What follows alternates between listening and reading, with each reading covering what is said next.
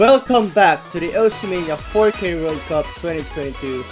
We just had some insane matches a while ago and two recently that just concluded, which is Philippines versus the United Kingdom and Vietnam versus France.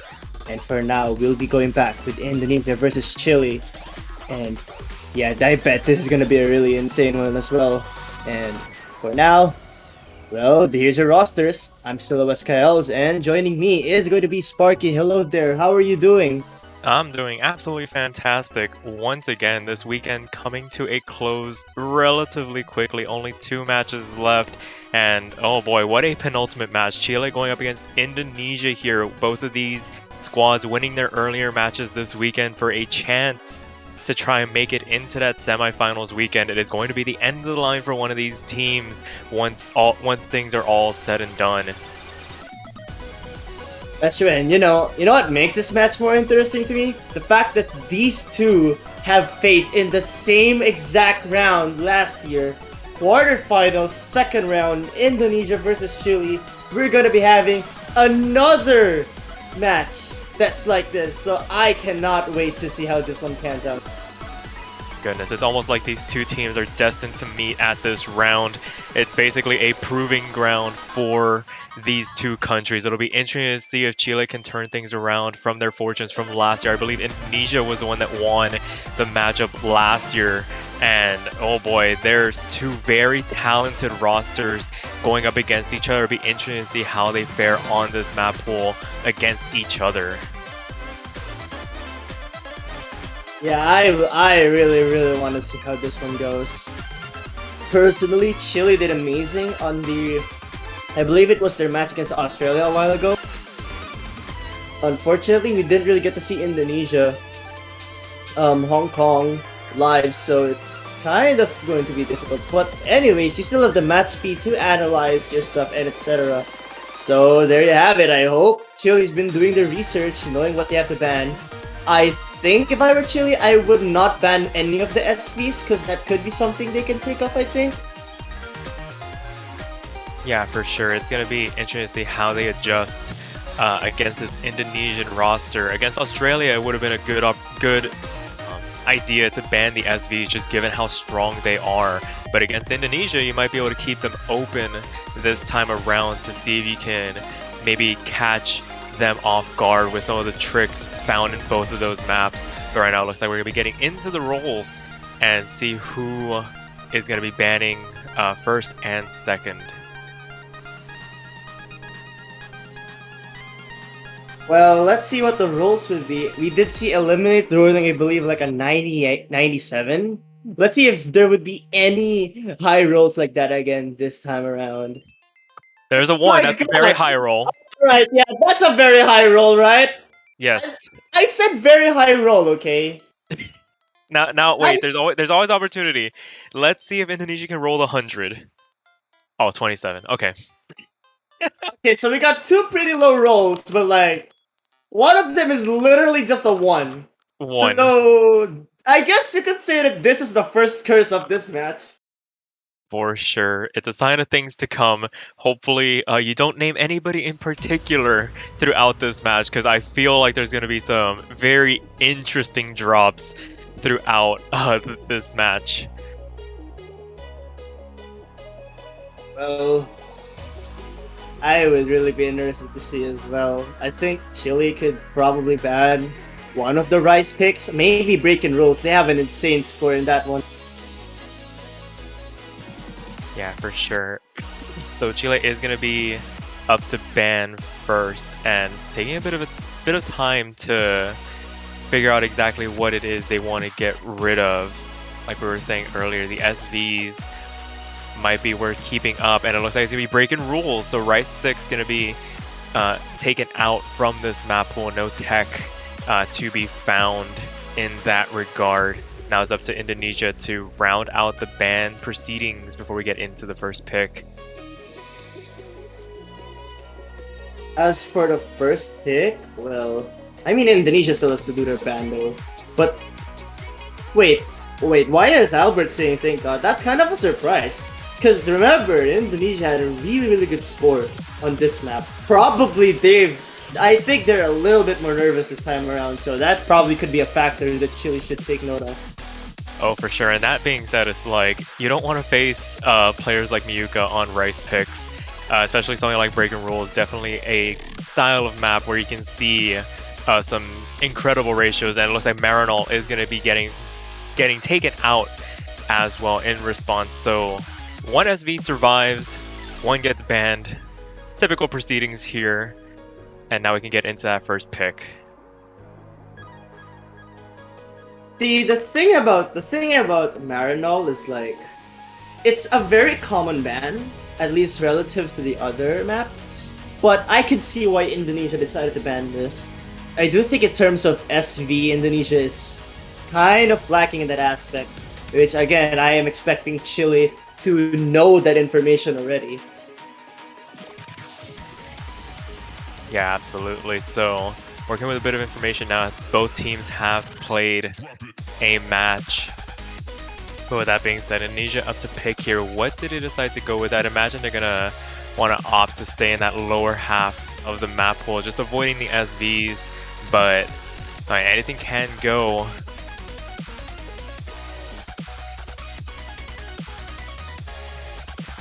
And it's going to be Daisy Cutter coming out here. LN3 to start this match off. And oh boy, quite a bit of an introduction into this match. Daisy Cutter is quite the difficult LN pick. It's going to be interesting to see who from both teams is going to be up to contest this. Daisy Cutter as a first pick is super interesting to me. Because, wait a minute. Is it me or they're swapped? Yeah, literally the entire Chilean team has decided to go to Indonesia for just a moment before adjusting properly.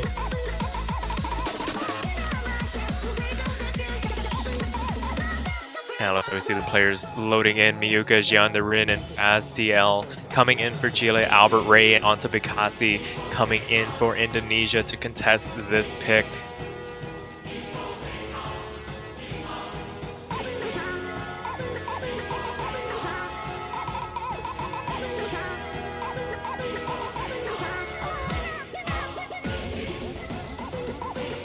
I cannot wait to see this map. I think it's gonna be pretty close. But again, I was expecting Indonesia to start with like a rice pick right off the get-go instead of an LN choice, because I think if there's one kind of pick that Chile has more of a chance of, it's definitely LN. Yeah, with that being said, it's one of those things where it's like you see the players across from the lobby and you gotta pay them that little bit of respect in terms of what they can do on their preferred skill sets. So definitely going to be testing the waters here just a little bit as we wait for all the players to get loaded in here.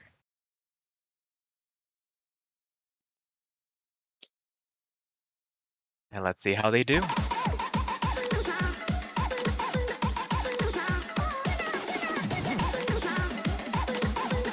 No, with a pick like Daisy Cutter, it's very easy to find yourself spiking misses or just dropping 200s on the releases. There are a lot of very tricky jack sections interspersed throughout these LNs. It's going to be interesting to see how the players hold up. And right now, it looks like despite Miyuka's best efforts holding on to that 99.9, the overall accuracy advantage is going the way of Indonesia throughout this first quarter of the map.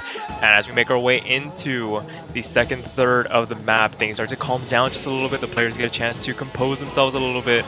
And it is currently advantage Indonesia.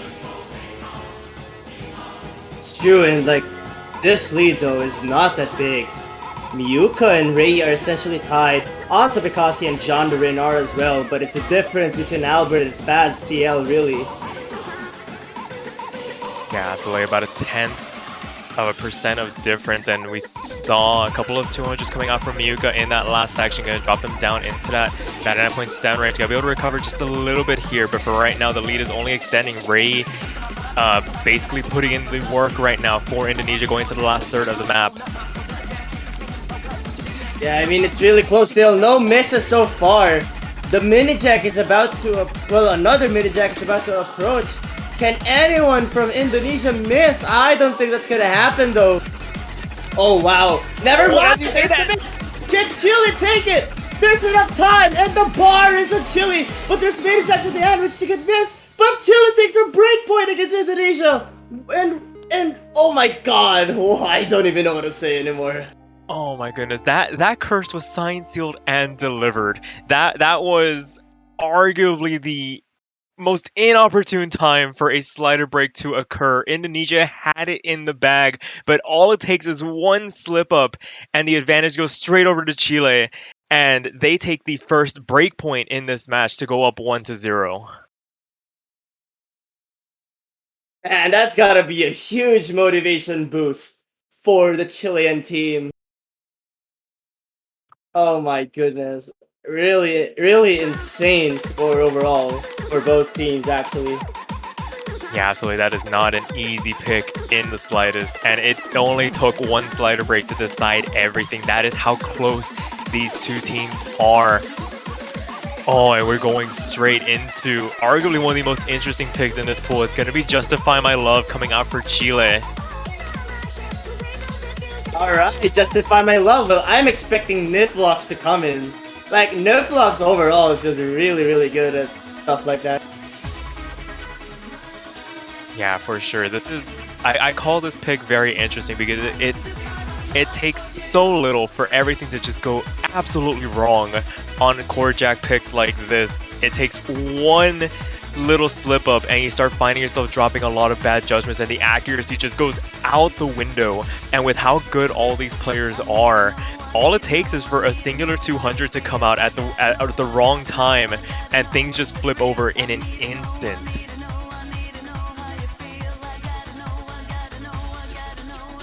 Well, we'll see. It looks like the third player for Chile is not showing up. Okay, there we go, Niflocks. But I was kind of expecting Riz CL to play for Chile, unless there's some like emergency that caused them not to play. And I think that's the reason why Riz hasn't been playing this whole time. Yeah, for sure. I think they missed their last match as well, so hopefully everything's well with them. But it looks like we are going to see some substitutions. Zan and Niflocks coming in for Chile, and Adhiza coming in for Indonesia. Gonna see one last substitution. Raze and Ray gonna be rounding out the composition. That is really interesting to me. I was kind of expecting Albert, because Albert is also really good at accuracy. But Raze is no joke as well. I've seen them play overall, and like they're certainly a Rice player to fear. And so are Adiza, and of course Ray. Ray is just in general the forefront of Indonesia's Rice accuracy. But the two backup players are no slouch. And same for Chile, I'd say. Yeah, it's gonna be all eyes on Miyuka for Chile to put up those scores that they're known so well for, and see if Zan and Niflocks can back them up here. They're loaded into the second map of this best of 11. It's going to be Chile's chance to capitalize on that break point. Indonesia going to want to take that point back as soon as possible to tie things up here. And right now, speaking of which, it looks like Raze is going to have a minor act disparity. But look at Miyuka right now, holding 100%. Wait a minute. Can this stop? No, we're 200 notes in. Miyuka's still holding on to that 100%. We have seen some incredible ratios on this map before. I think immediately to Brazil, all three of their players getting sub 4,300 counts on this map. This is one where players that are really comfortable with core jacks can really flex their muscles here, and we are seeing it here. Ray's recovering very well from that earlier accuracy drop back up into that 99.9 range. This is going to be teetering on a knife's edge. Any 200 counts throughout this map are going to be huge. Yeah, well, it looks like Miyuka has unfortunately dropped that accuracy down to just 99.99. Oh my goodness, such a huge accuracy drop, 100%. Exactly. I mean, there's a 100 in there, so that's big. But right now, the difference between Zan and Raze, I think, is kind of determining it. But I don't think this is too much either, because Niflocks has an advantage against Adiza and Ray. Of course, Miyuka has an advantage as well. But Raze and Zan, those two players, you gotta keep an eye on them. Oh, but Raze drops, I think, out 200, so that could potentially give the lead but back Niflocks to drops! Chile! Ah, that's unfortunate. Niflocks with the drop. You would have to hope for Indonesia to drop once. At least once on the flams, but this team is just very consistent overall. for sure. They still have 2 players in at 99.9% range, and as I was saying, as this map started, it just takes one little slip up for everything to go all wrong, and despite that, I would imagine 150 coming out from Niflox. They're back up into that 99.9% range, but that combo break is absolutely devastating going into the last sliver of the map. It is Indonesia's 0.2 lose right now, despite this incredible run from Miyuka, still holding on to that 99.9%, and it is going to be insane to see what number he puts up in that 300 count. Oh my goodness. Oh man, that was like 12! Wait a minute, 65? Wait, so if Niflox did not miss, this would have been the Chilean team's point. Because 12-65. And look, Ray and Niflox had the same ratio, but Miyuka beats Adiza by a lot, and Zan wasn't too far behind Ray, so I think this would have been Chile's point. Oh, this is the ultimate, it's a team sport moment. You have a player that gets 12 300s and your team still loses. That is just how a map like this goes. Everybody's able to perform so incredibly well on it that it just takes one slip up, just like we saw in Daisy Cutter. It just takes one hiccup throughout the map to really swing things, and we are now tied 1-1. Yep, 1-1 indeed, and that means Indonesia is now going to be picking, well, there's no disadvantage anymore, 1-1. I think this essentially just, I'm not sure, does it reset anything? But all I know is that that's -1 rice pick, and I am expecting Indonesia to just take advantage of the rice. Yeah, but they're still not gonna go into that upper half of the map pool. They're gonna stick with the hybrids here. It's gonna be Summer coming out, so still not wanting to fully commit, but this is not a bad pick at all. They were winning Daisy Cutter up until the very end of the map, so they might feel confident of being able to take some of these lower half of the map pool picks. Oh, looks like Ray is gonna go, or Ray picking Summer for the Indonesian team. Wow, I'm really surprised Indonesia is not picking any of the rice picks so far. Like, if there was a team that I expected to pick Justify My Love, it would have been Indonesia, but looks like that's not gonna be the case for now. I mean, to be fair, you see the scores from Chile on Justify, and you see that 12, and that just strikes fear into the heart. That is just, no, that's an illegal score. You shouldn't be able to do that. I understand that, but remember, this is a team effort. It's not it's not like, okay, I know that they have the best player in the world, essentially unstoppable, but remember, this is a team effort. It's not just one person, and Indonesia, I think, has to take note of that if that's what their mindset is right now.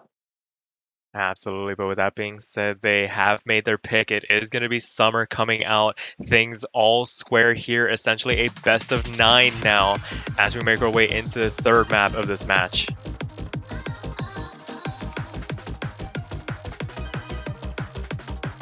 And we see a couple of accuracy drops from the side of Chile here, handing a lead to Indonesia for the time being. A couple of 200s coming out in that initial burst from Faz, Miyuka, and Rin probably, or just an excessive amount of 300s. You'd imagine it's going to start to balance out as we make our way deeper into the map. But for right now, looking good for Indonesia.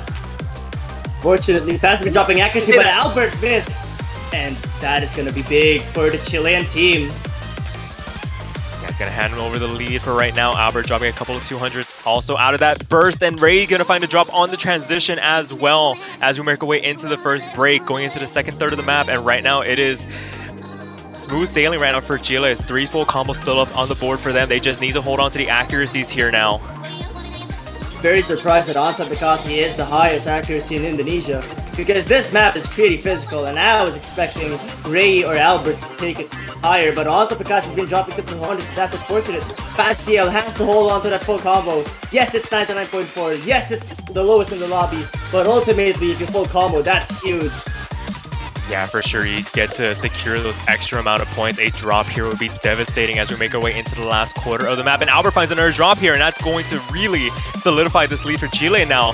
Probably having a couple of misses now banked if they were to drop, but as it stands, they have been very consistent on this pick so far and on that lower half of the pool. And it is all to play for right now as Chile look to try and take another breakpoint in succession. Chile has been really insane, keeping that triple full combo. Unfortunately, Indonesia has, yes, they reached the combo cap, but it's not going to be enough. Accuracy goes to, I think, Indonesia slightly, but Chile with the three-way FC gives him the point. It's now 2-1, another breakpoint. Oh my goodness, somebody keep a counter on the breakpoints. We are now at 3. These teams basically picking each other's strong suits. And I mean, you were alluding to it. Indonesia should be picking the Rice, Chile should be picking the LNs. Maybe they should really flip the strategies here. Wait, give me a moment. Muka missed at the start?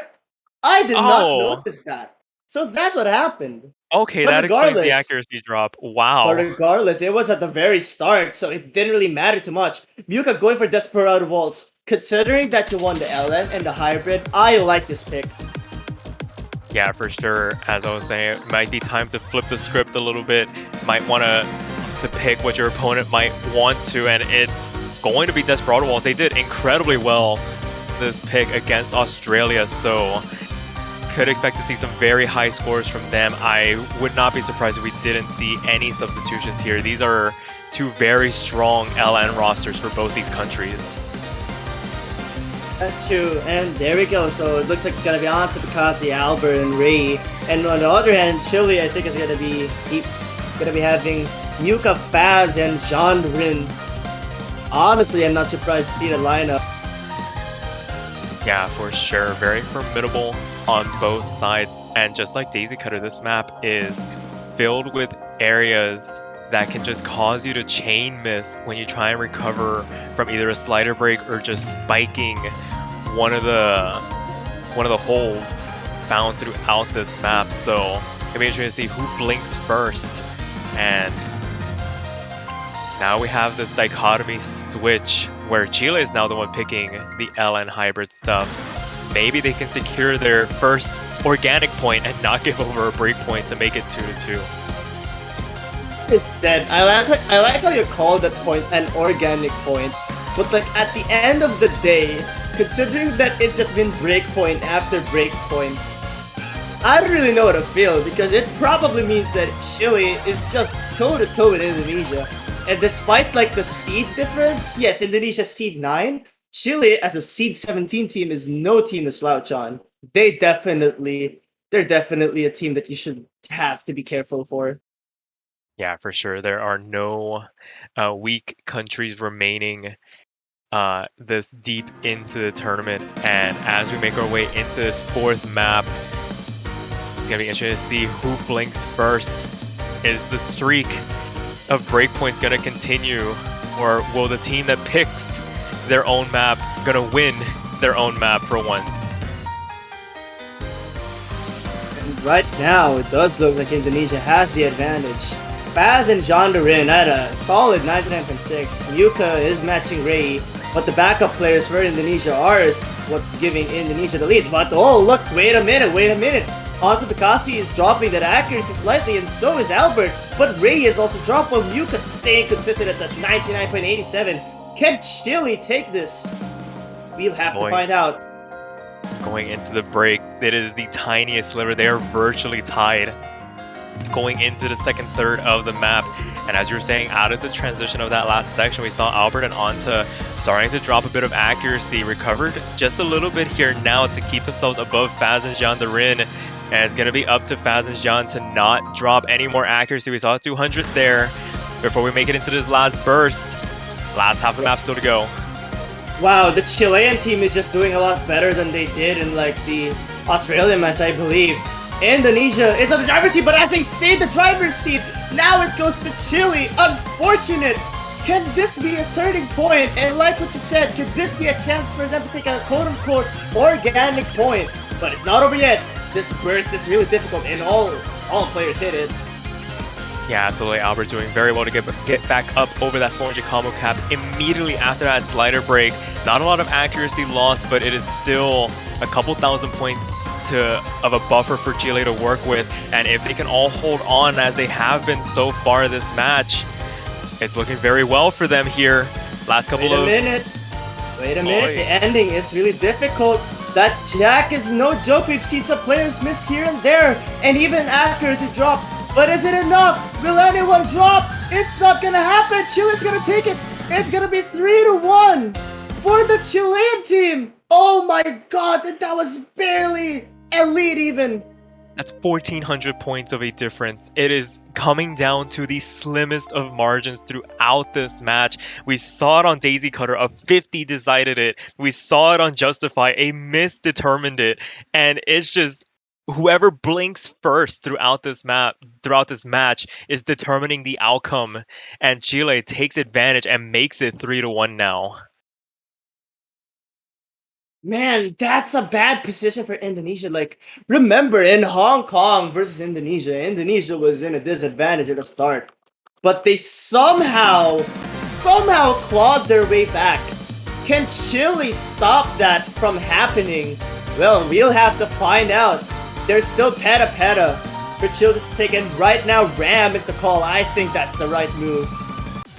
Yeah, full flip of the script here. The teams have made their adjustments. Indonesia's probably going to opt to focus more on the upper half of the map, while Chile is going to be the one to pick those lower maps, the hybrid and LNs. And we're going to start to see the substitutions come back in here. Zan and Niflox coming in for Chile.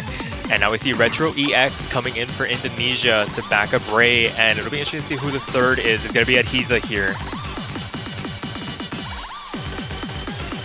I'm not surprised to see Adhiza, but Retro X is one I'm also surprised about. I was expecting Albert, but Retro X is no joke at stuff like this as well. So we'll have to see how Muka, Zan, and Niflux will perform. For sure, maybe they're a bit more comfortable in this higher BPM jump stream style of maps. But it's always interesting coming in mid-match without having played a map. Coming in cold, you might have those nerves, you might have a little bit of doubt creeping in. It's going to be up to Retro to not succumb to the nerves here and put up a performance for Indonesia to keep them in this match, lest they give Chile a 4-1 advantage. And as we wait for the players to load in, it's only a minute and 30 seconds to decide who takes this next point. Wait a minute. Right now, it does seem like... wait, what happened? Niflux had the pretty bad start, I think, is what happened. Yeah, Niflux and Dan both dropping some bad judgments there in that opening burst. You know how sometimes the audio likes to hiccup a little bit, might have caught them off guard there, but it's going to give Indonesia a bit of an advantage here to work with. We see a very consistent 99.8 across the board from Indonesia. And Miyuka, of course, going to be standing tall above everybody else, and at 99.98% range, it's going to be up to Zan and Niflux to pick up the pace here to try and lend some support to try and get this lead back going into the back half of the map. Yeah, right now, I know that Chile is in a pretty big disadvantage, but again, remember, that miss by Niflux was just at the start, and 99.4 is still very commendable. So it's not over yet for Chile. They can still take this, but they'll need to hope for Indonesia to drop. Yeah, and it's going to have to come relatively soon. Last third of the map. This is not a long map by any stretch of the imagination, so the window of opportunity is closing, and we take a bit of a break here before we get into the last jump stream section. Here we go. We still have 6 full combos on the board. Nobody has blinked, and Zan is going to be the first one to drop. Niflux follows soon after. That was so unfortunate for Chile. Unfortunately, you cannot do anything against a team score like Indonesia's. 2990, that is a team score. I mean, even if Chile had a triple full combo, that would have not been a win. But 24 by Muka, are you kidding me? That is a triple V1SS from Indonesia in response to that incredible run from Miyuka. That is how you respond to losing some of your own picks, and they make it 3-2 now. Oh man, that is my goodness. Really good. Adiza saying like they improved their score by 3 perfects. Well, 3 perfects is still a lot considering this kind of map. And also, just don't forget, that was a triple V1SS by Indonesia as well. So again, no chance, regardless.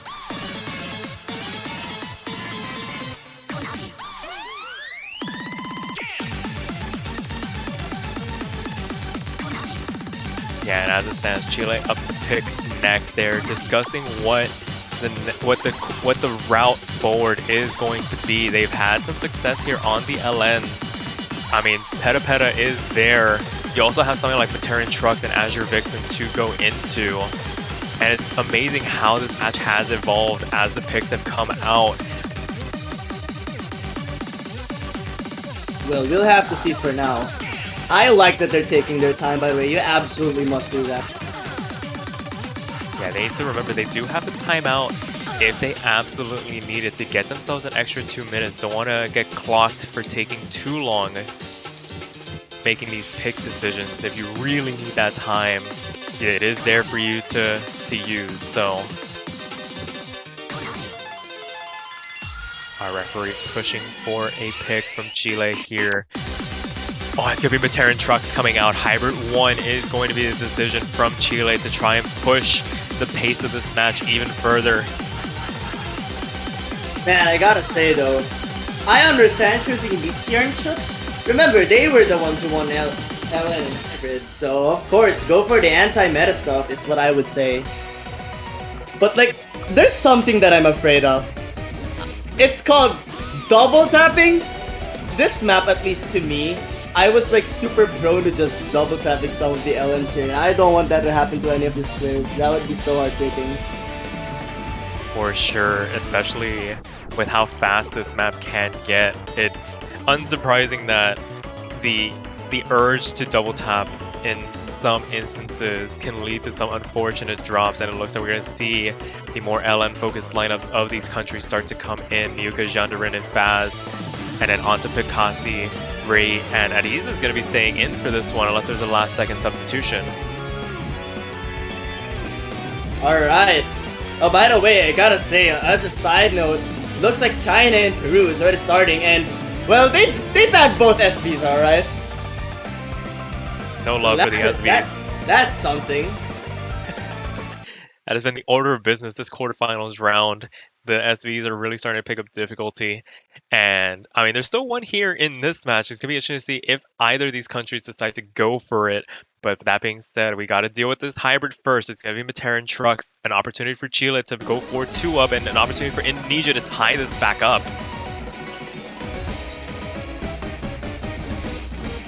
Here we go.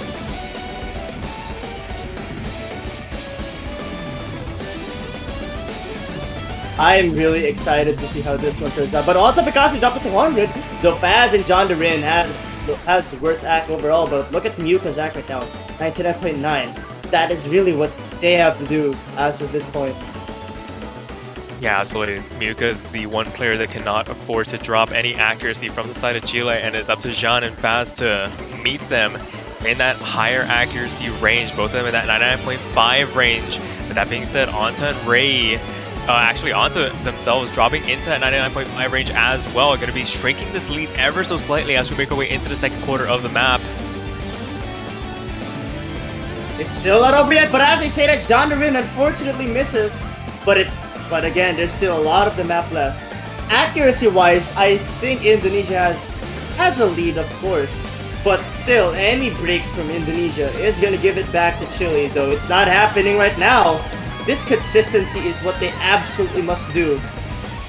But again, like what I said, a map like this is easy to trip on.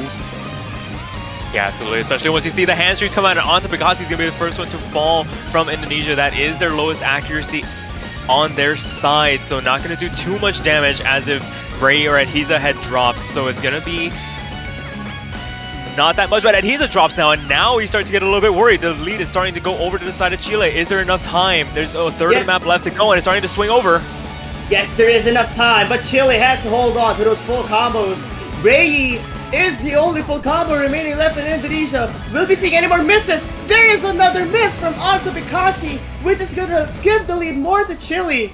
Oh my goodness. Last sliver of map left to go, and it's really been those Rice transitions out of the LN structures that have been giving Anta a bit of trouble here. A couple of challenges coming out on the releases as the LN start to make their reappearance. But right now, it is Chile to lose, and John is going to be the one to drop. That being said, they have dropped already, so the damage isn't that bad, but it's starting to trend over to Indonesia. Is there enough time? I think there is enough time. Indonesia has the lead. But can there be any more misses? No more, unfortunately. Oh Oh my goodness, this was a Oh my very god. dicey pick. Wow, wait, it's 3-3 now. Oh my god, that was so close. That was Literally, that was Chile's pick to win. Yeah, they had it in their hands. It looked a little bit dicey there, but that last draw from Jandarin, unable to get back up with that 400 combo cap because there wasn't enough time, and we are now tied 3-3. Oh, and it was a bit of a lag spike from Jandarin that caused those drops. That is very unfortunate. But with that being said, there's still plenty of match still to come. This is essentially a best of 5 now. Yeah, but hey, I mean, of course, I understand that Chile lost, but remember, it's 3-3, and you still have one hybrid, one LN, and yes, this basically means Chile only lost because of lag spike, I believe.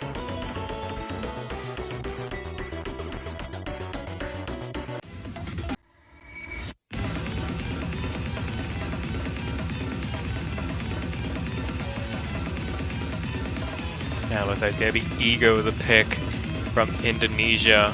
And you'd imagine we're gonna start to see the substitutions start to come out.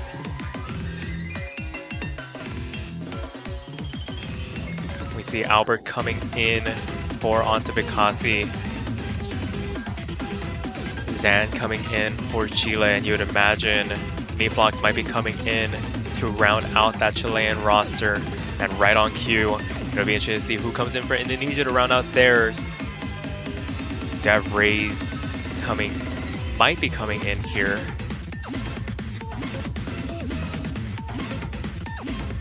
That being said, you also have Albert in reserve as well.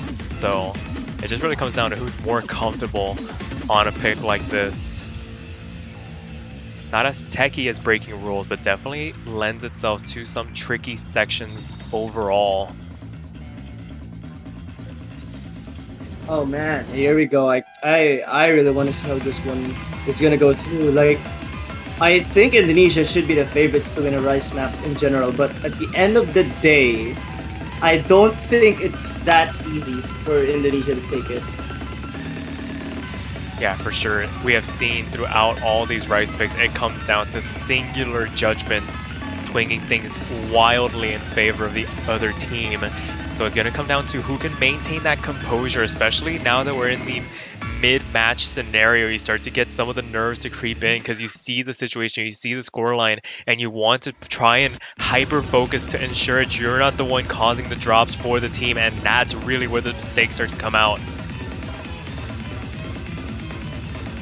You'll see how this one goes. I can't wait.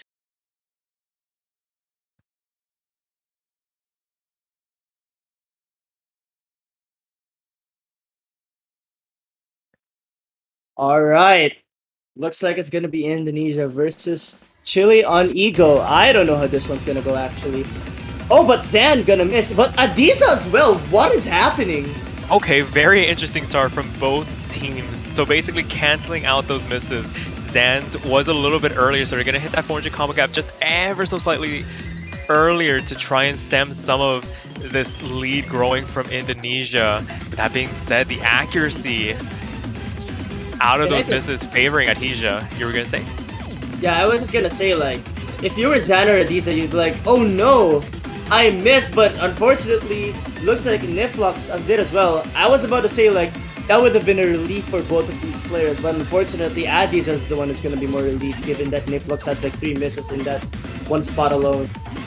Yeah, it was Grace Notes giving them a little bit of trouble as we transition into the back half of the map, and this is the largest lead that Indonesia has had so far throughout this map. It's going to take a couple of drops here to try and hand this back, and now they take a break and they can see the score for just a moment. They see those 2 drops.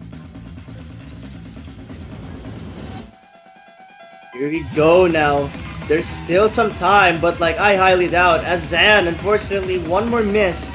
So that's going to give it a 4 miss buffer, or I think it's a 3 miss buffer regardless for Indonesia. Well, make it 4 now. Yeah, just overall uncomfortable with the pick overall as the bursts start to come out. It's starting to trip up both Zan and Niflox here. Niflox doing very well to recover from their earlier Grace Note hiccups, but it has done all the damage here as Indonesia, as this map winds down, takes the lead now and makes it 4-3. In all honesty, so go ahead. That is 3,300s from Miyuka. This is why they were probably. This is why they were scared to pick Rice at the beginning, because this man can just do things like this. What is going on here? Like how? That How is this happening? By the way, can I just say Go. this is a random match in a way, because like this was either gonna be 5-1 or 4-3, and I guess it became 5-1. Like it was almost 5-1, but like 2 misses from Chile unfortunately gave it away. So right now, I think the mindset should be, we almost won the picks, but we have to absolutely try and reduce the amount of times we choke or something. I think that's the way to go. Yeah, for sure. Especially with how close things have been. You cannot afford to have those little drops here and there, because they are doing a lot of damage in that regard. And it looks like it's going to be Peta Peta coming out. So rounding out the LN picks in this pool. So it's gonna be Albert and Ray. I think it's gonna be Jandarin. Okay, yeah, Jandarin just started OS. But for the Indonesian side, I would be expecting Anta Bekasi again. Yeah, for sure. Anta Bekasi being one of the better LN players for Indonesia, at least in this regard, and right on cue.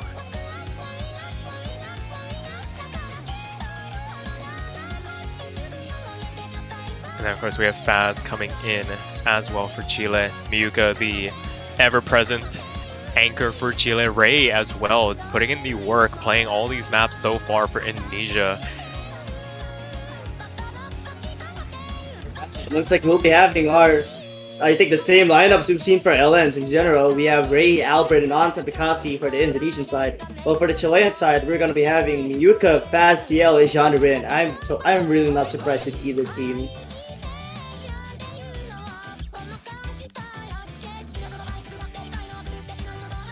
Yeah, absolutely. And this one being a bit of a coordination and release test. It's very easy to find yourself dropping 200s all over the place, trying to keep yourself coordinated and trying to regain a grasp where you're supposed to be holding. It does prove to be a bit of a tricky task if you're not too comfortable on the LNs, but these 6 players have been dominating on the bottom half of this map pool. So remains to see how they do here. An opportunity for Chile to tie things up. Indonesia can make it match point here if they can break this point.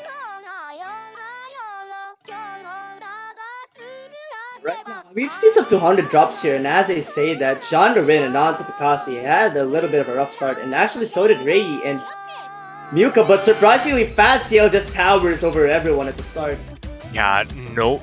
5 out of 6 of these players did not fare too well out of that introduction. We saw some 98s out of the introduction. Gonna recover now as things start to standardize just a little bit. That freeform release section has been a nightmare for some players to handle, and we see the 200 count start to come out across the board. And it's going to be Indonesia's lead for right now going into the second quarter of the map. All their players trending in at 99.6% range. Albert a little bit behind, but going to be able to recover just a little bit as the map progresses, you would imagine. Oh, but we see Faz Ciel with the break. That is very unfortunate.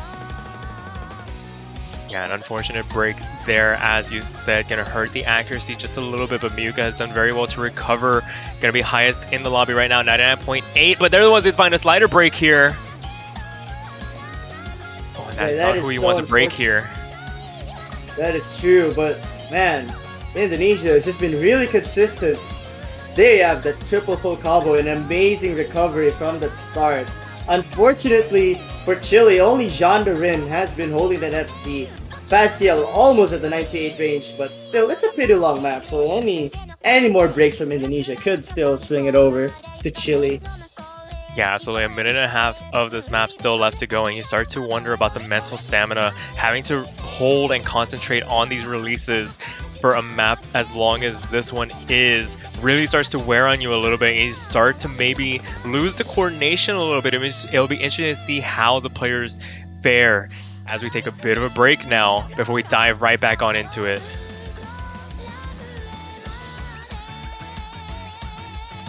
Man, it's just really unfortunate to see those breaks because now Muka is at top of the accuracy department along with Ray, but I think Muka is slightly higher. But unfortunately, none of the backup players are beating the backup players of the Indonesian side in terms of accuracy. And that's essentially what's making this lead huge. Yeah, absolutely. The discrepancy between that second and third player for both these countries is really what's helping Indonesia here as we make our way into the last quarter of the map. And it is basically about a 20,000 point lead and growing as the 200 start to come out from all the players, damaging the accuracies just a little bit more. 99.2s for Jandarin and Faz. Not going to be enough here to contest Ray and Ontabekasi. I mean, this is a very consistent performance from Indonesia. All three of them holding on to the full combos this late on into the map. It is going to take a complete collapse, and I don't think there's enough time, even if that does happen. It's true, and like, man, Indonesia's team score is really insane. They should be like 295, 296? 296 indeed. That's really, really good. 2929 is no slouch as well, but overall, in terms of the ratio game, Indonesia is just far ahead. But Muka's 339 is certainly just absolutely insane for a map like this. Yeah, absolutely. Just catching a couple slider breaks in that earlier section. And it looks like Faz did find one as well. And I mean, that's been the margin so far. And now it is match point for Indonesia, making it 5-3.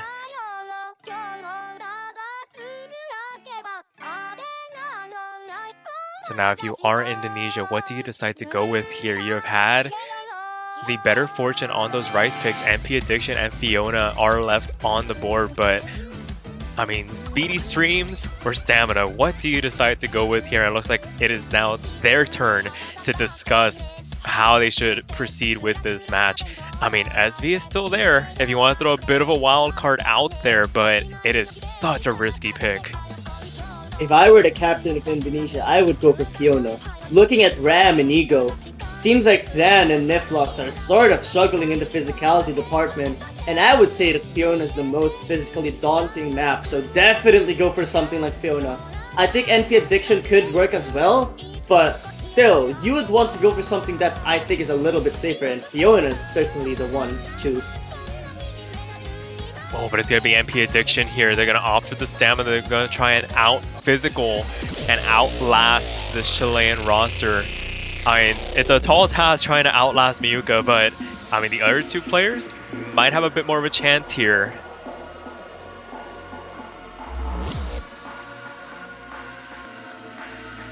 Indeed, like, considering that this is also your tournament life on the line, I bet the Chilean team in general is just like, we really gotta do our best, really have to keep it up, try to lessen the bleeding.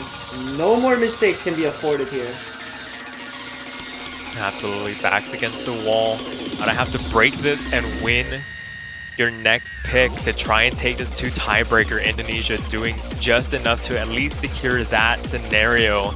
So it is theirs to lose now as we see Faz and Niflox come in. Gonna be interesting to see who comes in to round out this Indonesian roster. They have pick of the litter basically. They have Albert, they have Ray Z to choose from. And they also have Retro EX, an outside pick as well, but it just comes down to who's the most comfortable handling a song this long.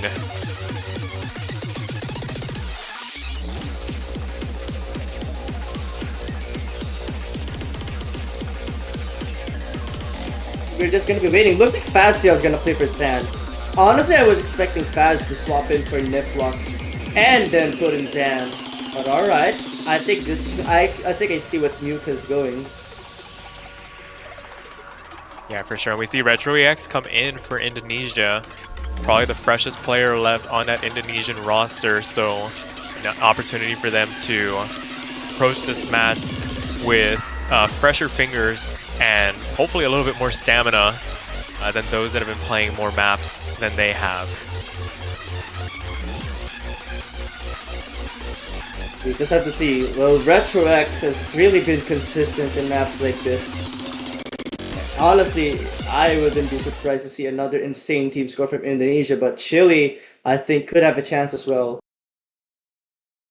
Yeah, so it's just really going to come down to keeping those misses at an all-time low. If you can FC this map, even better, but definitely cannot afford to slip up here with a team as consistent as Indonesia has been.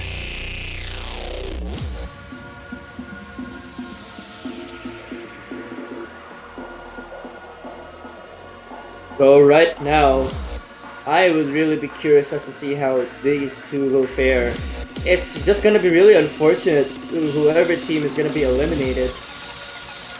Yeah, for sure. Two very strong teams. It's unfortunate one of them has to say goodbye at the end of this match. It has been quite the run for both these teams, but they're going to try and give it their all as we begin to make our way towards the drop here. And right now it is tiny advantage Indonesia. I mean, it's the difference really between Faziel, Niflox, and the two Adiza and Retrox, but Nuka's taking advantage of Ray, and I think while that is really impressive, at the end of the day, it has to be a team effort.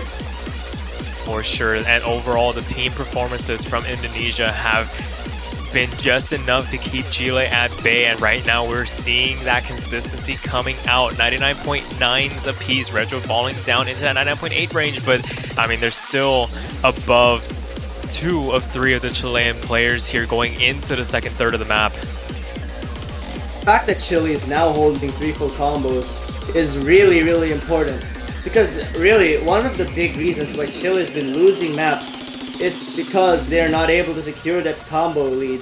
And I've seen Indonesia choke here and there, so if at any moment, if Indonesia drops a miss or two, or has a rush of 200s, the lead will definitely shift back to the Chilean side.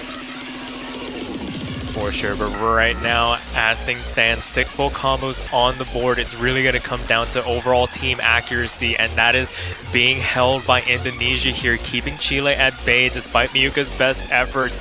It is Faz and Niflong that really need to put in the work here to build their accuracy to try and contest these dominating scorers from Adhiza and Retro EX. Ray has been the stalwart consistency, and Niflox is going to be the first one to find the break here, going to the back half of the map, and that is not what Chile needed here going into this last third.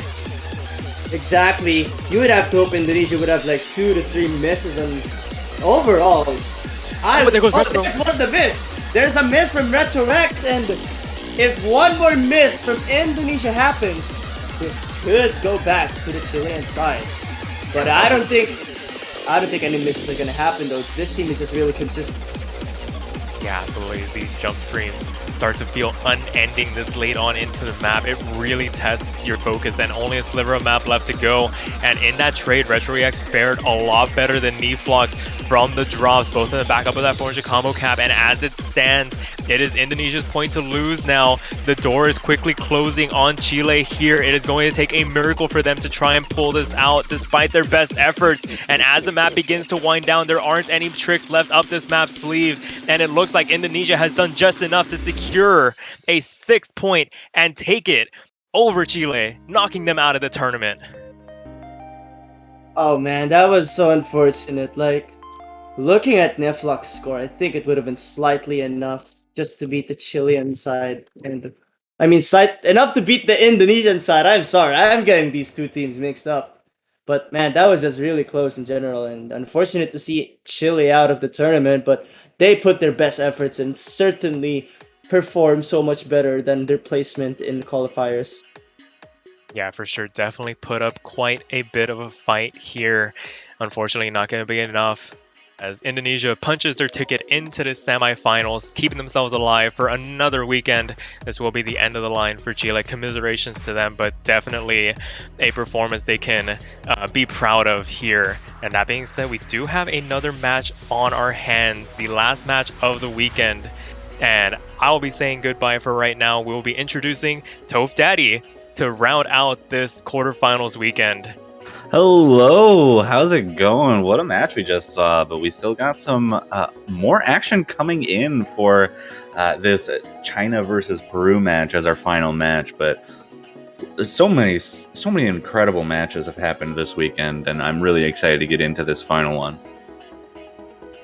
You know what? You know what's kind of sad for me? Speaking of this weekend, we've seen a lot of 6-4s, but no 6-5s. I really want to see a tiebreaker. How many 6-4s was that? 3 or 4 of them this weekend, and then we just had that 6-3 between Chile and Indonesia there. But maybe this is the one. Maybe we'll finally see a tiebreaker. I think Peru really has the potential to beat the Chinese team. Peru has just really been good this time around.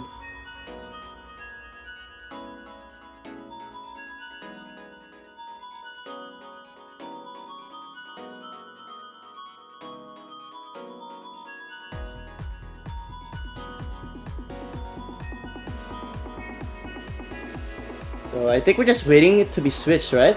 I believe so, and currently the score, I believe, is 3-1 in favor of China, and China had the pick coming off of that scoreline. And looks like we're getting into the next pick, which is going to be NP Addiction. China starting off with a bit of a lead, but we're coming into a break from China right away from Reimu, but very strong accuracy advantage for China for the time being. That miss. Oh, traded back by Dendro right away, though. That was very unfortunate, because overall I was expecting China to have better act regardless of who misses here, but Peru could potentially take it to consistency, but as I say that word, that Zero is going to miss right before the break, and I think that's the worst place to miss in general. Yeah, it's a really unfortunate place to miss, especially once you know, getting that free combo and accuracy in the easier section, and losing that because you missed just before it is really unfortunate. And you know, that's 2 misses to 1 now. It gives China quite a favorable position as we're about to start transitioning into the second half of this jump stream, or the longer jump stream sections. And China having a pretty solid lead, especially for how long this map is, with the 2 full combos to just 1. And Dazro is going to find a break right away coming into this. That is really unfortunate, because China only has 1 break, and I think Peru has 4. I was about to say 3, but that was 1 break. 1 more break rather, and China is just keeping that consistency. No misses at this part as well. And considering that stamina is a big factor in maps like this, the fact that they're holding 3-way FC is really insane. Yeah, absolutely. Really good scores coming out of China as we get into this final section of jump stream, and it would take some pretty significant drops coming out of China for them to drop this point, and that's going to be the last full combo on Peru's side dropping. Traded a little bit by Rebellion, but 1 full combo to 0 is going to mean China's going to take this 4th point in the match. That accuracy advantage in the Chinese side is just way too big as well.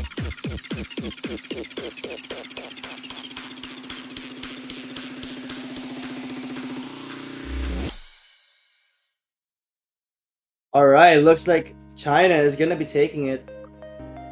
Yeah, and even with 2 players missing on that, is 2.974 is a pretty impressive scoreline from China.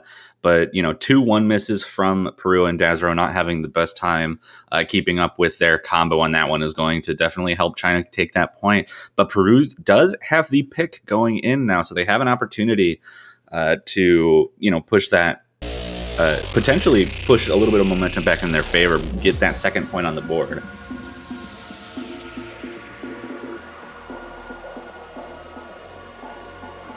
Well, regardless, as you say, they need to get the 2nd point of the board fast. I think the pick to make is Desperado Waltz or something. I know the Zero is really good at LMs, but so is the Chinese team. They've also been decent at it. I think Sunny is one of their best LM players, of course. Well, it looks like we're getting Desperado Waltz coming out. We did see Peru taking their only point so far on Peta Peta, so it makes sense for them to dig back into the long no pool to hopefully look for another point.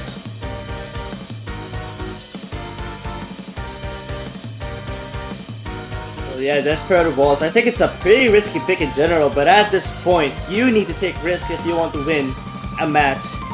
As the rounds go further and further, teams are just gonna get better and better, like the teams you're gonna face, and I think this risk makes sense. Oh yeah, absolutely. You know, being backed into a bit of a corner, and, you know, like I said, the only point that they've gotten so far is on that LN release pick. So going for a density LN pick is definitely something that favors. I think favors Peru in this scenario, but they're definitely going to have to start putting up that the kind of performance to make sure that they take this point, because they really do not want to lose this and give China a match point with their own pick. See, well, unfortunately, it looks like China is not happy with this pick. Actually, if you were to look at the chat right now, I think Peru is. I just think Peru made a right choice in general.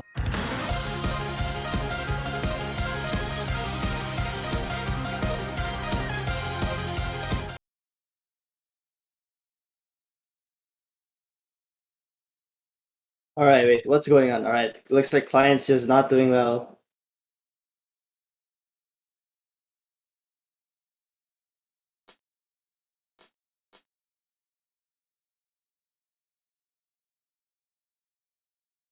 So we'll have to see. We'll have to see if this pick would really pay off for Peru. Yeah, and here we go into Desperado Waltz, looking to maintain their life in this match, or at least maintain their life outside of match point for China, and that opening section giving Peru a slight accuracy lead. You see that blue bar growing a little bit as Mafufu drops below the 99.5 range. Lowest on Peru right now is that 99.6, but we also see a Sunny miss, and that's going to be a 3 full combo to 2 right out of the gate, and that's right at the 400 combo mark, so that's going to be a very detrimental miss just after getting to that 400 combo mark too.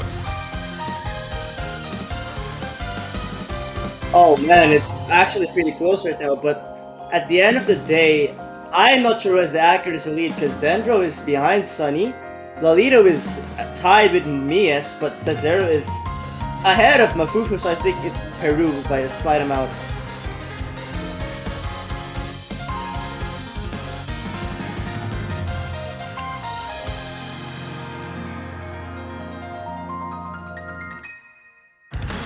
Yeah, we're getting into that course, the second half. Peru maintaining that lead off the back of the triple full combo on their side. Accuracies are pretty close overall, so this could definitely switch on the turn of a dime, but Mafufu actually finds a drop and extends that lead for Peru here. And this is looking like a very strong pick going into the final third, but there are still a few patterns left in this map that are pretty awkward. Some big trills and streams that can definitely catch people off guard, and we've seen so many misses coming out from these players on those patterns in specific. Oh man, it would just be very fail if Peru missed at the end, because that ending is no joke. Oh well, there's one miss. There is Peru. one. That's one trill that I was talking about.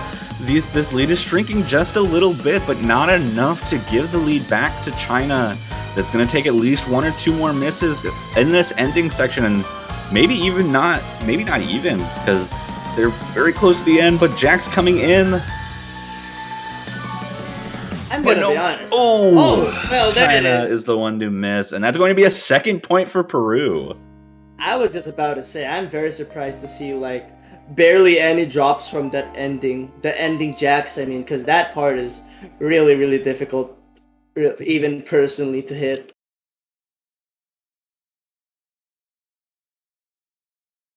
Unfortunate. It looks like Sunny actually had a couple of lag points in that, but it doesn't. I don't know if they would have actually mattered. It would have been very close if Sunny had full comboed that, but regardless, there's going to be a second point for Peru. They're dodging the match point for now, but it is China's pick now, and they'll have the opportunity to pick whatever they want to push them closer to that match point position that, I would assume they would want to be in. Guaranteeing themselves at the very least tiebreaker looks very strong for them here.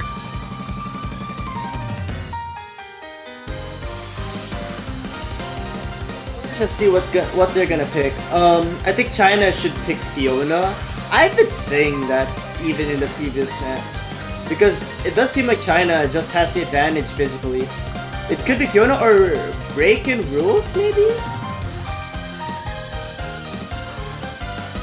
I can see honestly any of the Rice picks coming out. I think even Justify My Love could be a potential pick if they think that the physicality of Peru would be a little bit weaker, or at least weak enough that they would find a few misses on something like Justify My Love. But I'm not totally sure that that's something I would be confident in, especially with how good the Peruvian players are. mean, yeah, but while it looks like China's just taking a lot of time just to select the map. And there goes Breaking Rules coming out as the pick from China. And we're going to be seeing... I'm not sure I enjoy this as a pick specifically, or at least like right now. I think you were right that Fiona was probably the ideal pick for China just because it's a little more straightforward and you can pretty much bank on getting an average score. Breaking Rules is very, very easy to drop a lot of accuracy and a lot of combo and just lose a lot of score as a result on any given run. It's very risky. You know, I've been seeing Gazero, Lolito, and Dendro, but I have yet to see like the other players like Kamiko and Henry and Alex.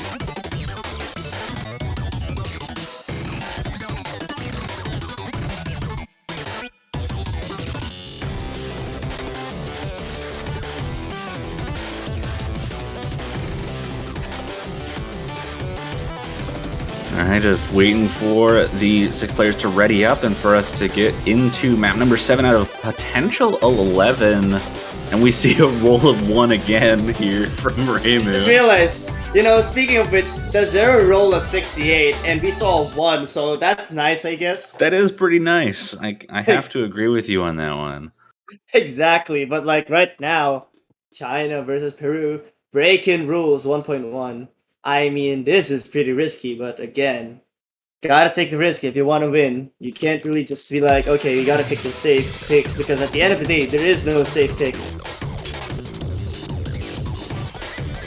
Yeah, there really are not any safe picks left in this pool. They already kind of exhausted those. Dendro with a very early miss, though, traded back by Reimu twice by Reimu, and that's going to help Peru hold on to a lead, but again, double traded back by Peru. Oh man, I was like, okay, Peru could take this, but never mind.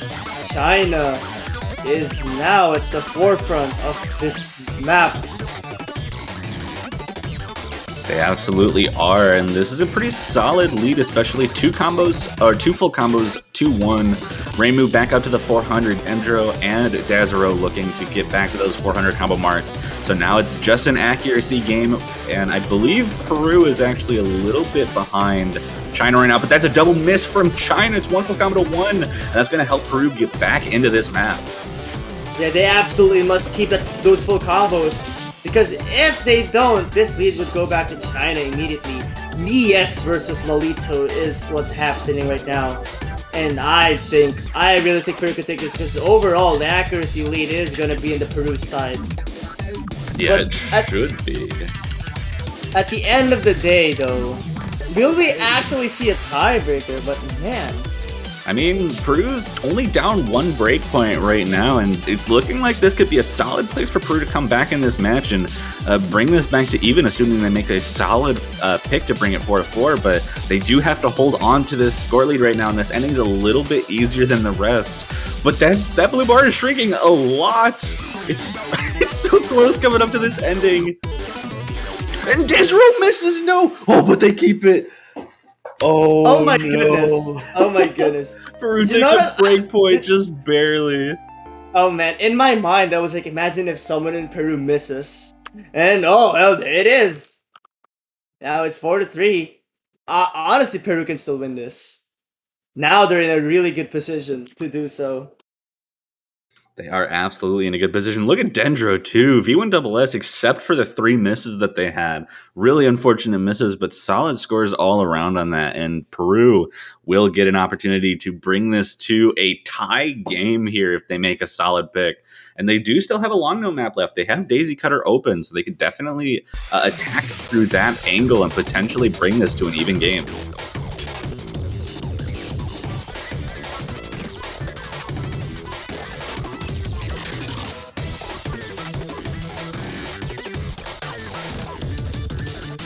So I think I do kind of expect Daisy Cutter to come out. I could also somewhat expect a Vixen to be the choice from Peru, but both are opportunities to come out. I really don't know what they'd rather go with. I mean, this is their second to last pick in this match, assuming that this goes the distance. So they have a couple of choices to go with. But I just don't know what it's just about what they're comfortable with, I think, at this point. Either of the hybrids work for Peru, and And Daisy Cutter, I think, absolutely does as well. Daisy Cutter is pretty easy to mind block though, so I could definitely see a world where the players on Peru's side had some mind blocks on a couple of the sections and just are having problems staying consistent with the full combos, and that could definitely hurt your mental game when you're trying to make a decision like this. Yeah, this is certainly a mind game. I think they should be really careful. And there comes out. We're going back into the hybrid pool, more rice-heavy hybrid. But we'll have to see how Peru goes. They did just win breaking rules, and this has a few tricky spots, so I could definitely see that risk paying off to them again. in VC Summer, Peru won that. I don't know. Peru lost, but only by 2,000 points. So I can see why they go for Meteor and Trip. I mean, the whole hybrid pool and long no pool kind of has that the opportunity for Peru to really attack China. It's just about the keeping their performances consistent. That summer loss was a little bit unfortunate from the Peruvian side, but as long as they're able to stay solid on their accuracy and combo, they should be able to take this. But it's up to China whether they're going to match it.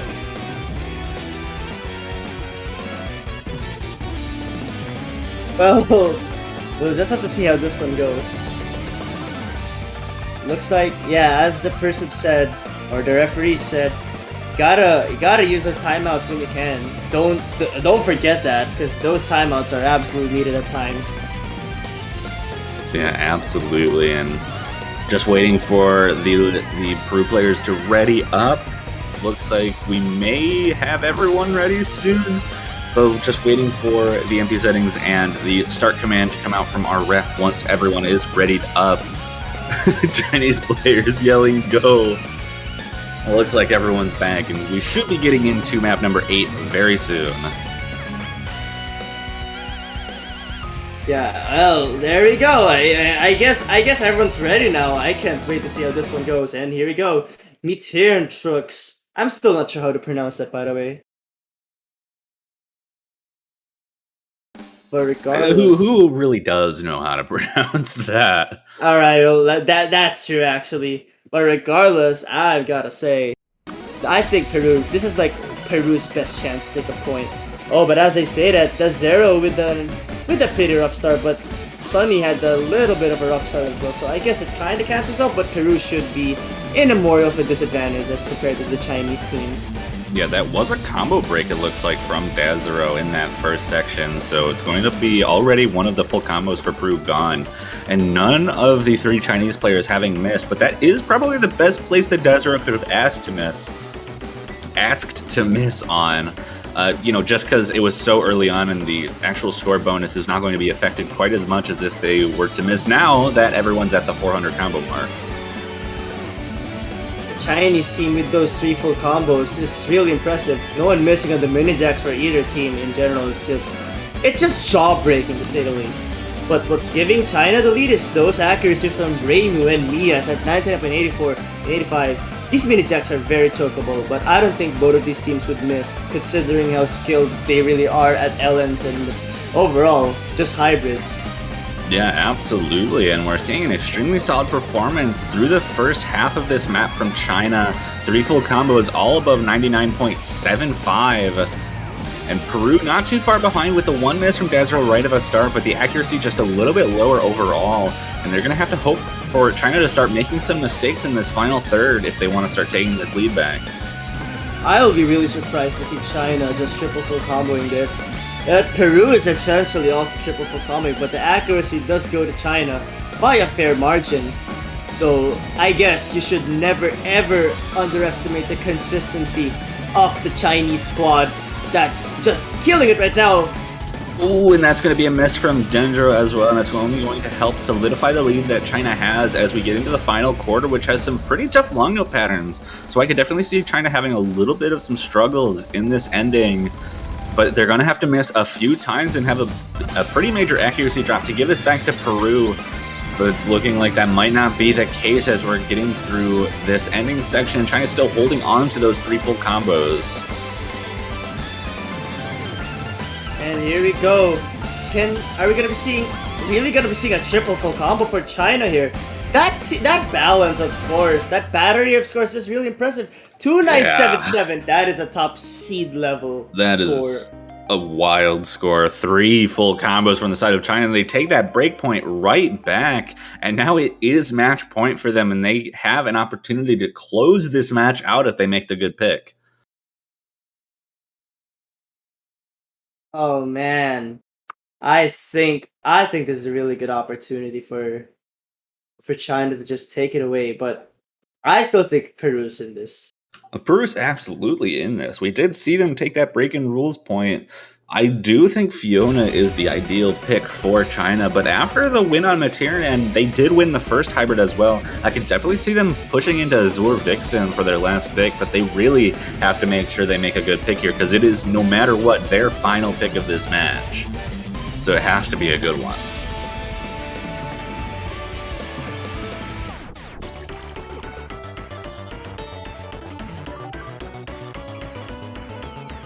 I mean, what should China pick right now? I don't know. I think Justify My Love is okay. Never mind. They're gonna pick Fiona.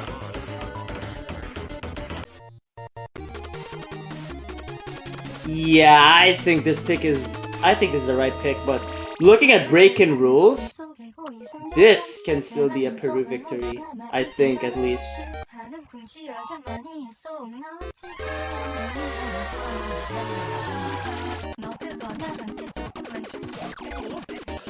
Sensible pick, a little bit more straightforward than breaking rules, and a lot less likely to find those constant misses that you might in breaking rules because of the triple jacks and mini jack based structure. This one primarily a stream map, and if China has the patterns down, they should be able to stay a little bit more consistent on this. We'll see first. I mean, again, Peru should not be underestimated, regardless of what kind of map it is.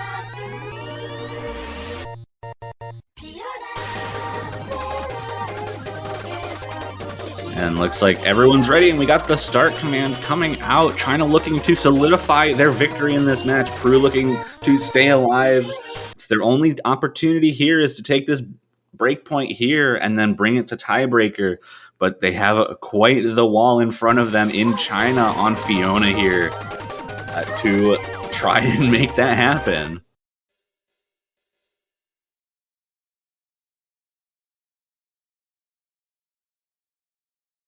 Well, right now, here we go. I think this...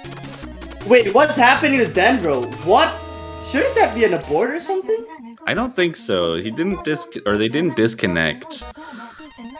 That's just so unfortunate. I think what it looks like is they had their fingers on the wrong keys or got surprised by how quickly the map started. But that is just so unfortunate. What in the... That was just an unfortunate way to start a match. Certainly was, and gives China quite the lead already going in.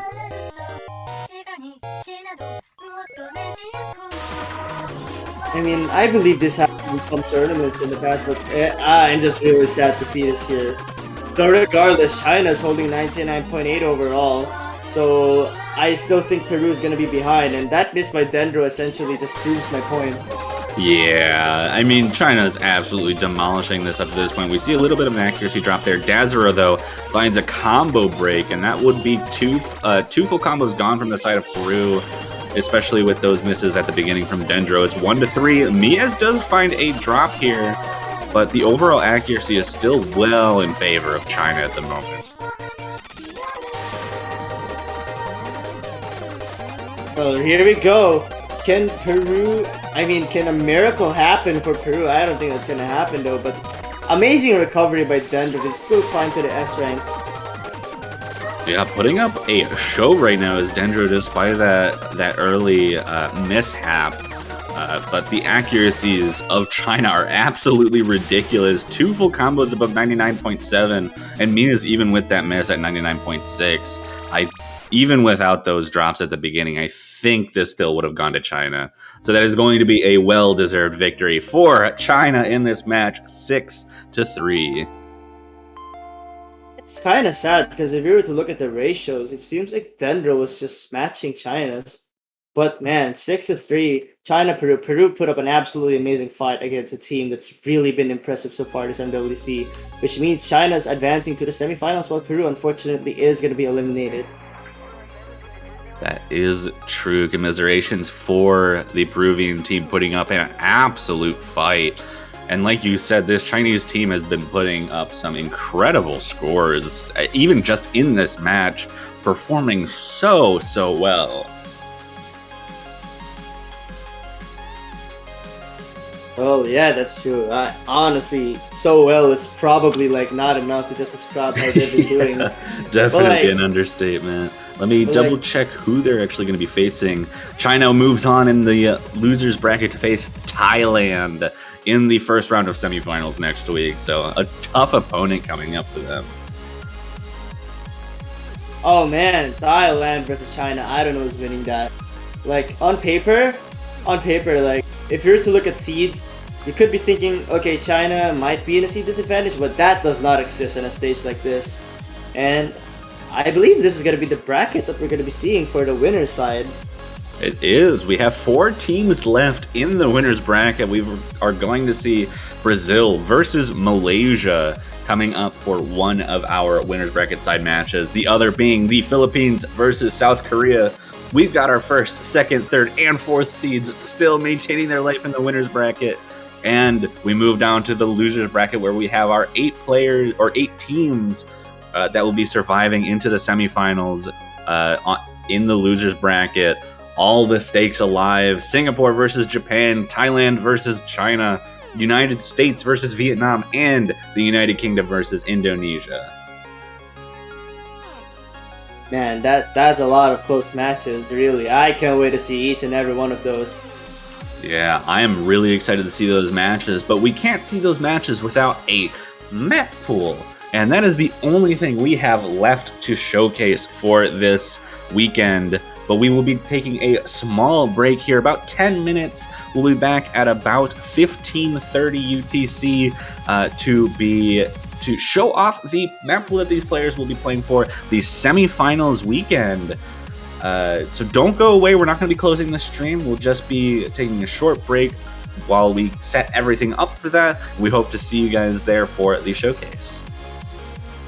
Well, yeah, I mean, stay tuned for that. Thank you so much again for having me. We hope that you've enjoyed all the matches in this weekend so far. So, see you then.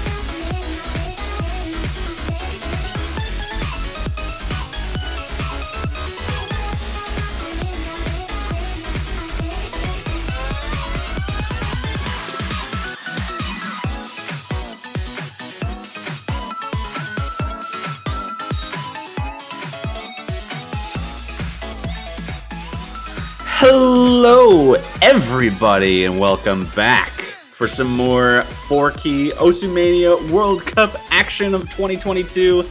We've got only one thing left to do for this weekend, and that is going to be our semifinals map pool showcase.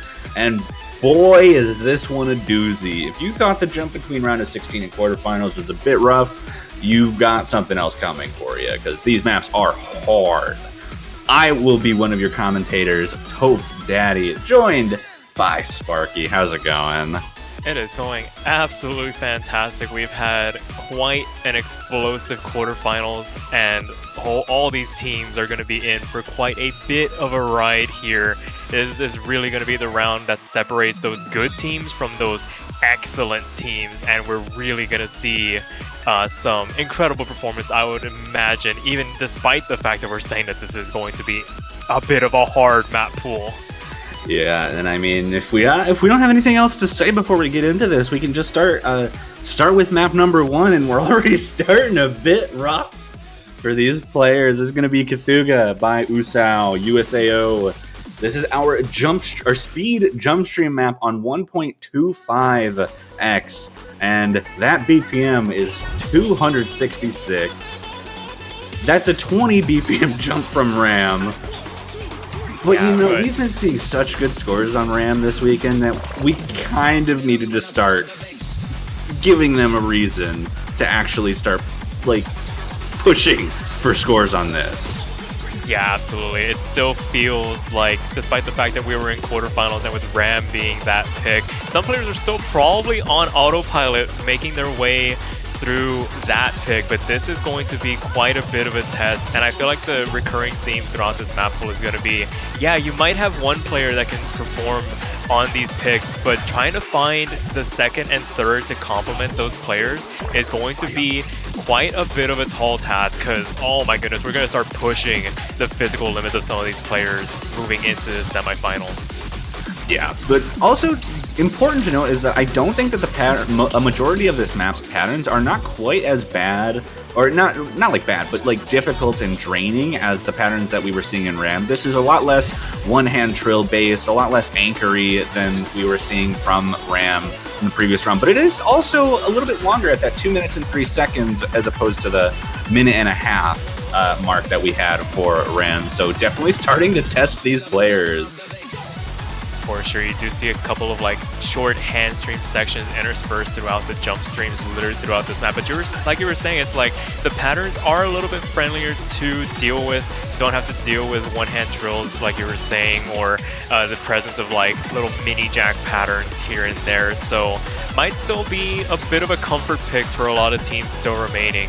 Oh yeah, I expect this to be extremely comfortable. Even despite like jumping so high in BPM, this is going to be super comfortable for so many players.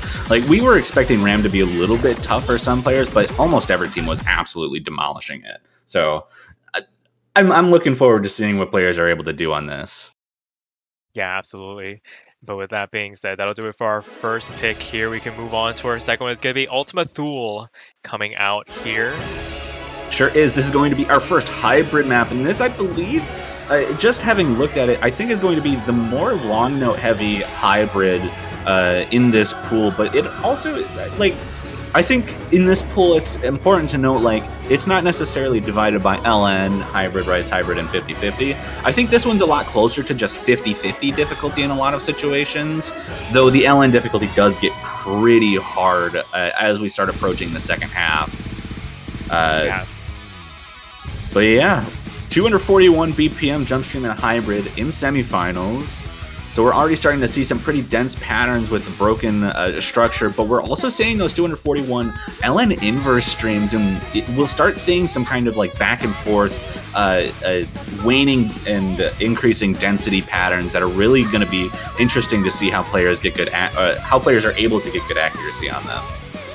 Yeah, definitely need to be well-rounded in both Rice and LN skill sets to contest a pick like this. Like you saw right out of the gate, just getting walloped in the face by just some really complex LN structures, and you see them make their reappearance here going into the back half of the map. So definitely need to be sound in your LN fundamentals lest you find yourself dropping in the transitions, and the Rice found in between is definitely not easy as well.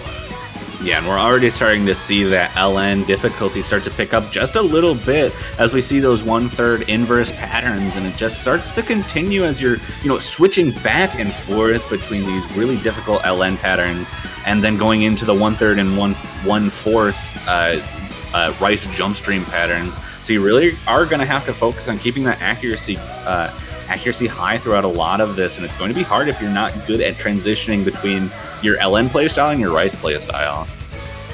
Yeah, for sure. Can definitely see some players spiking 200s or even 100s in some of those releases, trying to maintain when those dense LN bursts start to come out when the transitions do hit. But if they can manage it, I can definitely see some players pulling off some incredible scores on this. It's just really going to come down to whether or not you have the second and third player to back up the best score on your team.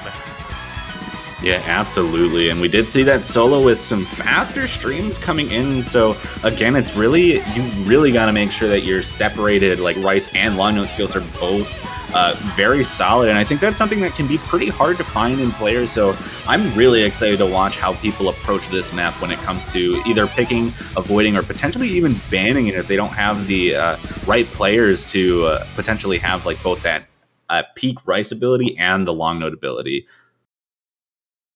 For sure, and that'll do it for our first hybrid pick. We'll continue moving on if you want to introduce this next pick. Absolutely, and I love this pick so much. We've got our first tag pick of the pool. It's Owa Raged in Vegas FBs. A nice FFR pick coming back in for semifinals. This is on 1.05x. This is going to be our lighter of the tech picks. Primarily focused on that broken jump stream pattern, but you do have like some intermittent mini jacks throughout to keep you on your toes just a little bit. But this is just brutal. It's so brutal in a lot of spots, and especially the ending, I think, is going to throw a lot of people off. Yeah, absolutely. This introduction seems pretty innocuous, very straightforward. A lot of build up before we get into the real meat of the map, and as you said, the jump streams start to come out here relatively broken up. Gotta make sure you take care there unless you find yourself dropping some finger control. Gonna be needed to contest this pick.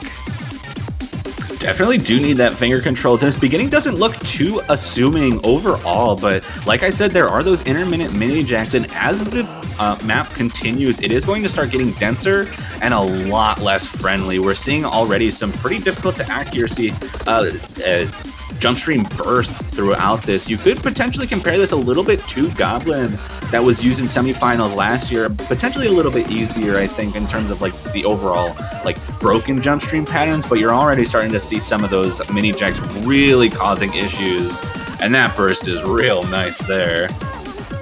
Yeah, absolutely. This one just seems to throw the kitchen sink at you. And like you were saying, this is the lighter form of the tech picks in this pool. So if you're already starting to have a little bit of worry creeping in as you watch this map progress, oh boy, there is a surprise in store for anybody watching here. Absolutely, and those mini jacks are starting to become a little bit more frequent. We're going to get into a little bit of a quote-unquote break. I mean, it's 120 BPM long jacks. Actually, I think they're longer. They're faster than that. I think they're about 140, 145 long jacks just for this section. Looks real light, but I could definitely see some players messing that up a little bit. Oh, absolutely. You start one of those sections off on the wrong foot, you can just say goodbye to that entire section. That is going to be a rush of bad judgments if you do not hit those as precisely as needed. And it continues here, some more little anchors littered throughout this section going into the last quarter of the map, and a bit of speed elements as well transitioning into the last quarter. And I mentioned earlier that the ending is going to throw some people off, and we're about to approach that ending section as the patterns get a lot heavier and a lot denser. This part is going to mess people up, and I think it's going to be the one part of this map that's going to make it hard for some teams to pick, just because of how easy it is to drop combo in this ending, especially with some of these really rough patterns. Yeah, I feel like that first half of the map really tests your consistency, and in the back half really tests your mastery of being able to transition between some of these more wacky patterns. Those mini jacks get so intrusive here at the very end, and as the map begins to wind down, oh boy, it's going to be very interesting to see which teams brave that pick. Yeah, absolutely. But that's pick number 3. We'll move on for some nice long notes. We haven't seen any long notes, and this is going to be our density pick. Oh boy, right out of the gate, you see, oh man, they're not pulling any punches here. You have basically all 4 columns inundated with something to do, some 3-note trills littered throughout this introduction, and oh man, if you cannot find your footing right out of the gate, you are in for a world of hurt as you play your way through this map. Yeah, this map is really hard. This is another one of those maps that I was mentioning before Showcase that we're not messing around. This is a hard semifinals map pool. This is 200 BPM density. That's a huge jump from Desperado whilst in quarterfinals. And I should make sure to mention what this map is. It is 2 Lives for You, a map by East, a Chinese mapper, a little bit new to the scene, but been up and coming, but getting their MWC debut with an extremely difficult density map, and we really just wanted to make sure that people weren't like flexing too hard on the LN density, and we wanted to make sure that it was just as hard to score on these density picks as it is on the release and wild card long no picks. Yeah, absolutely no free picks allowed this round. It's going to be a true test of all 3 players' LN capabilities. That being said, the streams, if you are able to read your way through them, it's going to be interesting to see how players handle the release elements, because it's going to be very easy to find yourself spiking 200s left and right as you try and maintain the combo throughout this map. Yeah, absolutely. And also important to mention that this map is 2 minutes and 45 seconds. It's a bit longer than you might expect from just a pure density-based long note map, and there really aren't that many breaks. You get a couple, but this could definitely cause some stamina issues as far as density type long note maps go because of that length and just how unrelenting it is. Yeah, you have those patterns where you have those outer column longer held nodes, and then you have the 3 columns on the inside doing a bit of work and trying to maintain your mental focus of not letting go, where you're having to hold for a really long time and then transition into those quick LNs. It's going to be a tall ask of even some of the best LN players left in this tournament. Oh yeah, absolutely. I am very excited to watch the players perform this weekend, because it's been a long time since we've seen a semifinals pool with maps like this difficult. And I should also mention that this is not the same structure as most years. We have a grand finals pool as well. There are 2 pools after this that we still have to get to. Yeah, the ramp up is going to be crazy, and we're going to move on to our next Rice pick. It's going to be Genova, another Joel map, and oh boy, if you see that mapper name, you are pretty much know what to expect here. Yeah, you sure do, and I mean, another really, really difficult map, something I wasn't expecting for semifinals this early. 350 BPM streams in semifinals of MWC. We still have 2 pools left, by the way. Yeah, 350. Yeah, that's a normal number. That's a human number to expect players to be able to play through. And here it goes. The streams are just unrelenting. That introduction is just a primer. You do get a couple of breaks in between the streams, but it is not a lot to hang your hat on before you're having to go full throttle once again. Yeah, very important to note that these patterns are a lot easier than most of the stream picks that we've had. Yeah, a little bit more role-oriented patterning, so it can definitely find yourself getting into a bit of a groove reading through it. But that being said, with it being as fast as it is, if you flinch for even just a second, that is a recipe for dropping so much accuracy and probably chaining misses as well. Yeah, we get this little section here that has a couple of jumps, but it's a little bit slower overall in terms of overall note speed, like notes per second, say, and you get a little bit of a break halfway through here. But once we get into that next section, I believe it's going to be another, mirror of that intro section, just with a little bit maybe not even different. It's just going to be the same kind of stuff, more 350 BPM streams, and it'll have those little breaks between them so that you can catch a breather. It's not completely straight through, which is good because otherwise this would be extremely stamina draining, I think. Yeah, absolutely. The poolers are mean, they're not that mean.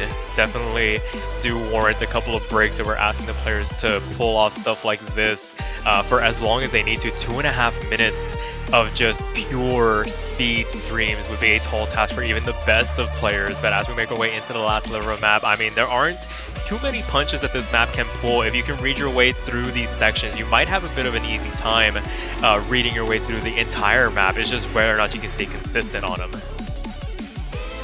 Yeah, and we're approaching the very end of this. Despite it being the very, very fast streams, we're still only seeing about 2,600 combos, so there is an opportunity for combo breaks to be extremely detrimental to your score, but even then, that's so difficult for this pool. But that's going to be our stream pick. We're going to move back into another hybrid, and this is going to be Revelations on 1.2 difficulty. I think out of every single one of the hybrids, this is going to be our most primarily Rice-focused hybrid in this pool. And those mini jacks, 202 BPM mini jacks in so many spots, and those bursts and polyrhythms are just going to be real rough for many players. Yeah, absolutely. Definitely a lot to coordinate very early on in this pick. Like you said, it is going to be a little bit more trending on that Rice difficulty, but that being said, you still got to make your way through these LN instructions, and they are not simple by any stretch of the imagination. Those release timings are very awkward. Indeed, you get that little bit of a slow release section, and then we're going into some very dense burst sections with some really dense jump stream to go along with it, and that is going to be probably the first point of contention in this map as far as we're going to be seeing in these matches. Yeah, for sure. Probably going to be a little bit safer, I dare say, than the earlier hybrid that we saw, but still going to be quite a bit of a test because I feel like a lot of the players can handle the Rice difficulty in this map, but it's going to be whether or not they can handle the LN side of it as well. You gotta have both elements to be able to contest a pick like this. Yeah, and you still have those long note patterns that are not necessarily a cakewalk, so you're gonna have to be able to focus despite the fact that these Rice patterns, I think, are unequivocally the main difficulty of this hybrid. Yeah, for sure. The burst in between can definitely be a cause for concern. A couple of mini jacks thrown in those burst patterns as well can definitely see some players maybe finger locking as they try and play their way through it, maybe inadvertently dropping combo. But as this map begins to wind down, it's a bit of a calm section. Don't want to find a drop, especially on that trill. Oh, yeah, it's going to be very interesting to watch. Trill could definitely be a point of contention for some 200 drops, but it's the easier part of the map, right? No one's gonna mess that up. I hope. Please don't. Please don't. But we'll be moving on. It is gonna be XB10R coming out here. Yes, this is going to be our next long no pick. This is going to be one of our more wild card centric maps for this pool. Very technical long no patterns overall. There are some like streamy and jump streamy kind of patterns, but there are like also bursts that can kind of trip you up a lot, and that technical nature of the long notes is definitely going to make things a little bit more difficult to maintain combo, but also the coordination aspect should not be underestimated. Yeah, for sure. A lot of very tricky timing on those releases, and it just depends on which column you have to hold longer while you do things around it. That's really going to be where the contention is, because trying to do anchors or jacks on outer columns where you're holding the inner columns is always so tricky to do and manage consistently. Yeah, and really important to note is that the long note structure of this is a lot more broken than what we saw from Two Wise for You earlier in the density category. So there is going to be a little bit of difficulty in coordination just off of that broken rhythm comparatively, especially with the intermittent bursts that come in to kind of just mess up the momentum of the patterns. Yeah, for sure. It definitely makes for a bit of a tricky time. You're not just full-on streaming these short LNs. You have to coordinate so much around them, and as this map begins to make its way towards the end, it just does not relent in terms of what it is asking you to do. And being able to get consistent scores on this as a team is going to be very hard. Yeah, there's so many choke points throughout this. I'd be surprised to see too many triple full combos on this in match. For sure. But with that being said, that'll do it for our second LN pick, and we're gonna move on over. Maybe Shower Beer here. This is going to be our first SV pick. You can already see that slow jam coming in. And this is, as you know, SV1 might imply, this is going to be our more reading-oriented SV map, starting off with a really slow jam with these long notes. And most of the patterns in this, like we've seen for most of the SV1s, are pretty readable. And this is a very sight-readable map. But some of these gaps between the notes are so huge. The difference between the slowest bit of the map and the slowest scroll speed in the map and the highest is so different that you really have to be comfortable with both slow jams and fast jams in order to be able to score well on this. Yeah, and I feel like the word of the day for this map is going to be anticipation.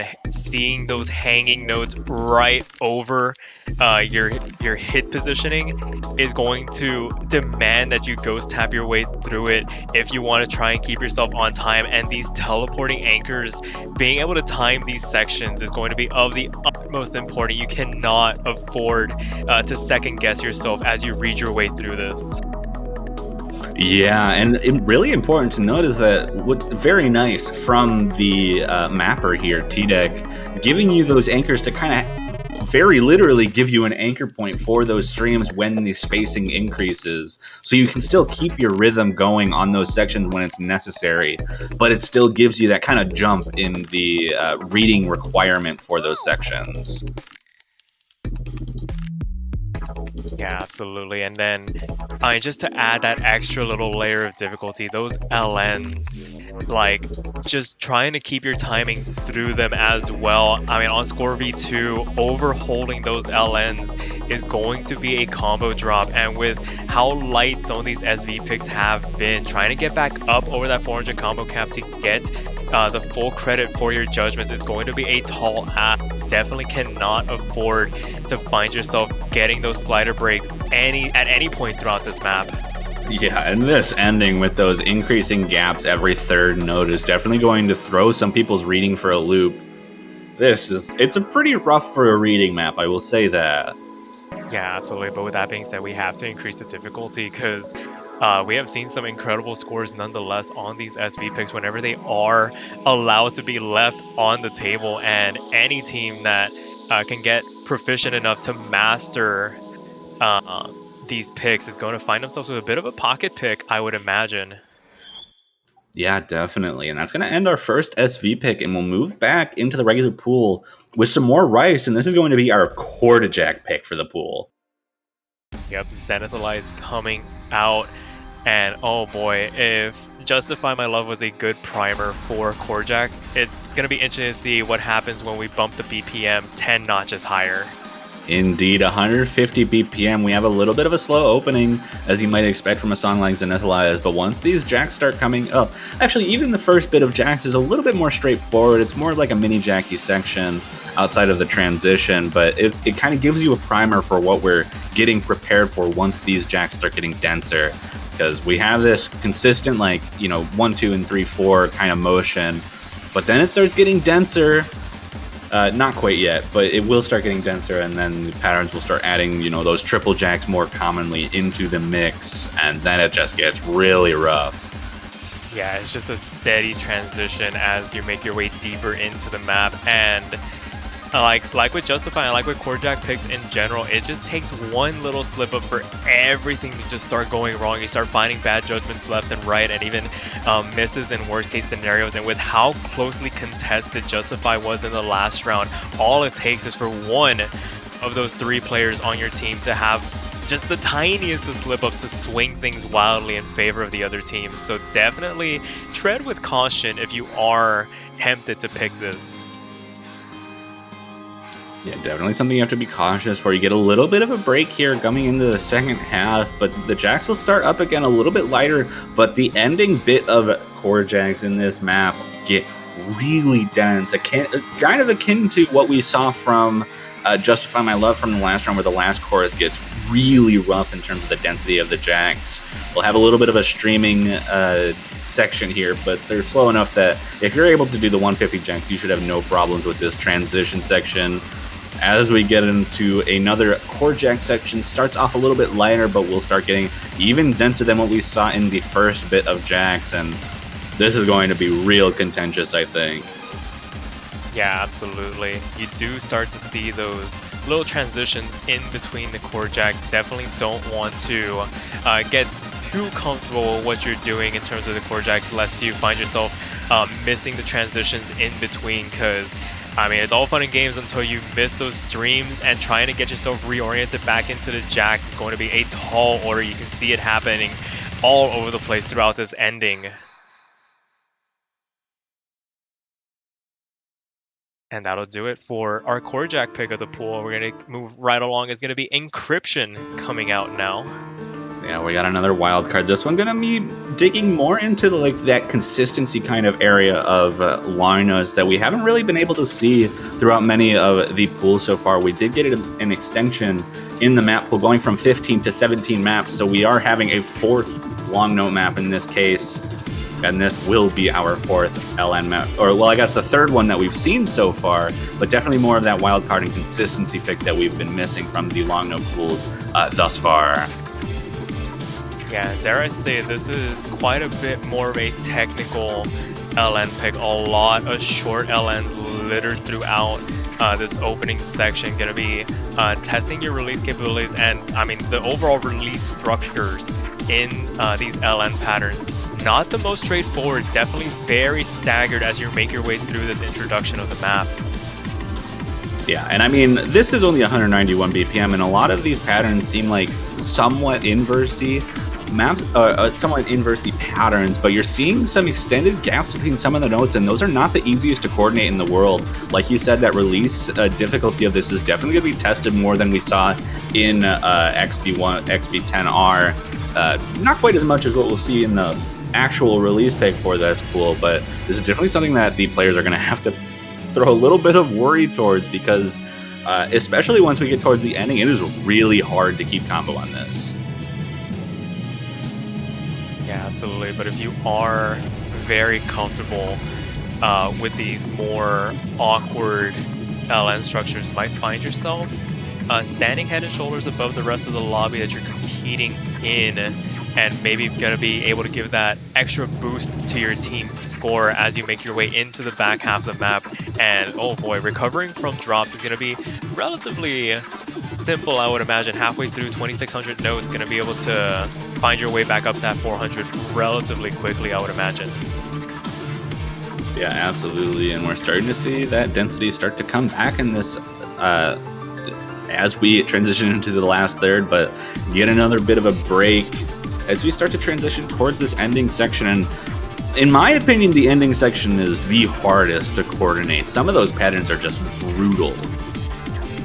Yeah, so you can already see it here. Some, I would say, broken LN streams here to contest with. The snappings overall aren't the worst to contend with, but when it really starts to build up, then it really tests your ability to maintain the consistency throughout. And oh boy, last quarter of the map.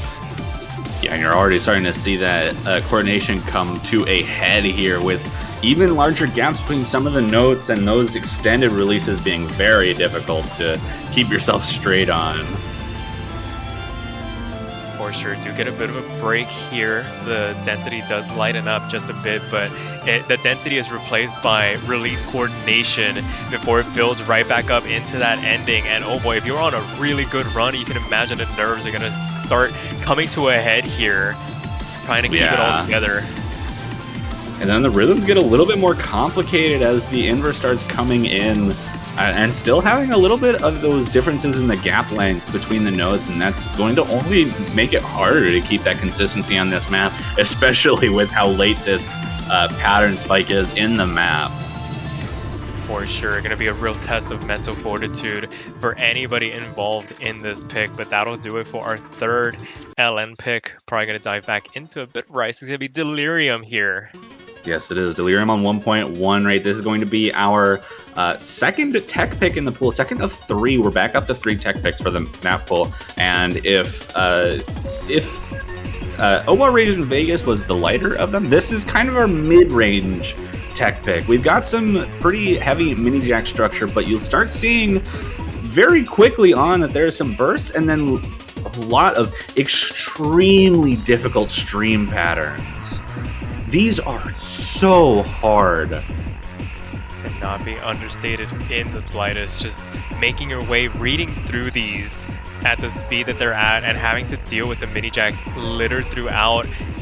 A couple of jumps as well. Some broken hand stream as well. It's a lot to manage this early on in the map, but that being said, it is a little bit of a shorter length, just clocking in under 2 minutes, so it's going to make keeping that consistency even more important. Do not want to find yourself missing on a map this short. Yeah, you definitely don't. We're already halfway through it. It's only 1 minute and 58 seconds, so just under that 2 minute mark, and this ending gets even harder with the patterns. I think they get a little bit denser, but also they start to transition more frequently into those mini jank patterns that we were seeing at the beginning of the chart, and that's going to make that coordination aspect of, you know, these streams and anchors a lot more taxing on your stamina. Yeah, absolutely. You start to see like the jumps transition into a one-hand trill on the same hand, trying to keep that in check. Maybe not as much in terms of finger control as the earlier tech pick, but definitely going to warrant a bit of consistency with regards to being able to double and even triple press the same key in quick succession to make your way through this. Absolutely, but just got those 2 stream sections out of the way, and that'll be it for our second of 3 tech picks, and we'll move back into some more hybrid action, our final hybrid of the pool, a more 50-50 based hybrid, and this is going to be Party Starter Cup version, mapped by Lemon Guy, and it's Lemon Guy. You know what to expect out of this, right? You should already know. We've seen enough by them that, you know, we've got those kind of mini Jackie type patterns, some bursts, and then the shields. We got those shield, epic Lemon Guy shield patterns.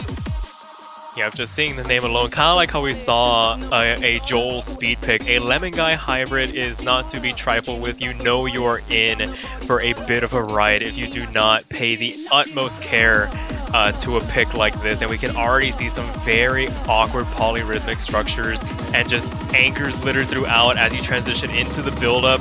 Some LN, some jacks as well, to the burst, into the drop. Yeah, and we're already starting to see those very difficult mini jack and technical patterns in general show up in this map. We'll have this kind of going on for a while until the long notes start showing up.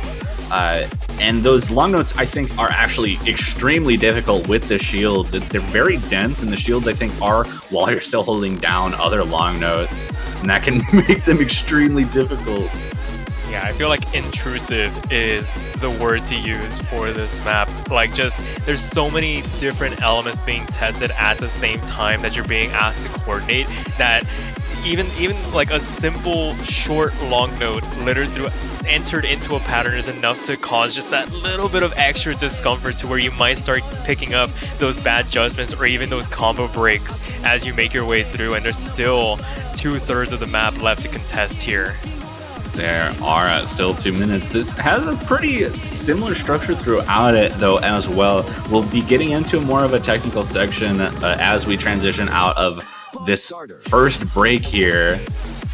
But a lot more burst focused in this one, rather than having those kind of like transitions that we were seeing in the early portions of this map. Yeah, absolutely, but you still got to take care of watching those LN releases when you transition back into those quick Rice bursts. You can see the 200 starting to get picked up on the replay. You can definitely see players spiking 200s as they read their way through it, because they're trying to anticipate the sections coming up. So definitely do take care that you are watching those releases. The OD just a tiny bit lower, 7.5, going to give you a tiny bit more leeway to work with on a map like this. Yeah, and something I do want to make note of is that the full version of this was mapped by Lemon Guy as well. It was initially slated to be the tiebreaker for quarterfinals, but we ended up deciding that that wasn't necessarily the best idea given the pattern structure of this map as a whole. So instead, it's being cut and put into semifinals. And even the cut does not do a whole lot for its length. It is still almost 4 minutes long. Yeah, absolutely. There's definitely some more longer form maps, and definitely going to be something to consider when you are planning out the strategy against the teams you're going up against, because it does start to wear on even the best of players having to play maps like this at a peak performance level for as long as they have. There are definitely some countries that have those anchor players that stay in for everything. Definitely want to keep that in consideration when you see the map length in this pool. Absolutely, and we're seeing a little bit of a rehash of the opening rice section, and other than that one break in the middle, you kind of don't get any kind of leeway in this map. It just keeps going. And for a hybrid map that's almost 4 minutes long, that is going to be brutal for some players. Yeah, absolutely. A lot to contest with. And we'll be moving on to our third tech pick. It is going to be counterclockwise chant pattern. And oh boy, this map, I was watching it through before the showcase. This is brutal in all aspects of the word. Absolutely, and you know, if you're following trends of tech, we had one lighter tech pick, one medium tech pick, so we're just following that line of thought. This should be the heavier tech pick, and we're already starting to see some long jacks on that outer column, or on the outer columns, and even though this isn't quite that dense yet, it will get really, really dense with some really difficult burst patterns that transition into long jack based tech patterns, and this is brutal. Yeah, if it wasn't enough having to deal with those anchored jacks, just the bursts, intersperse, you have so many quick trills, so many quick snapped transitions in between. There's some jumps, there's some hands in throughout, some single note bursts as well. It basically throws the kitchen sink at you in the most inopportune times, and for a map this long, clocking at just over 3 minutes, trying to read your way through this and keep the consistency up is going to be the true test of this map. And oh boy, you better buckle in, because this is a ride that does not stop. It really does, and we're only a third of the way through the map, and we're already seeing some extremely dense patterns as we get into more of a break-esque section in the second third. But it'll start back up in what will feel like no time to the players. Yeah, absolutely. And I mean, this map has a bit of a fake out. It feels like it starts to die off, and the map feels like it's coming to an end, and then you look over to the top right corner and you see you're only 2/3 of the way through. Like, this feels like an ending, but there's still half the map still to go, and it only gets more dense from here.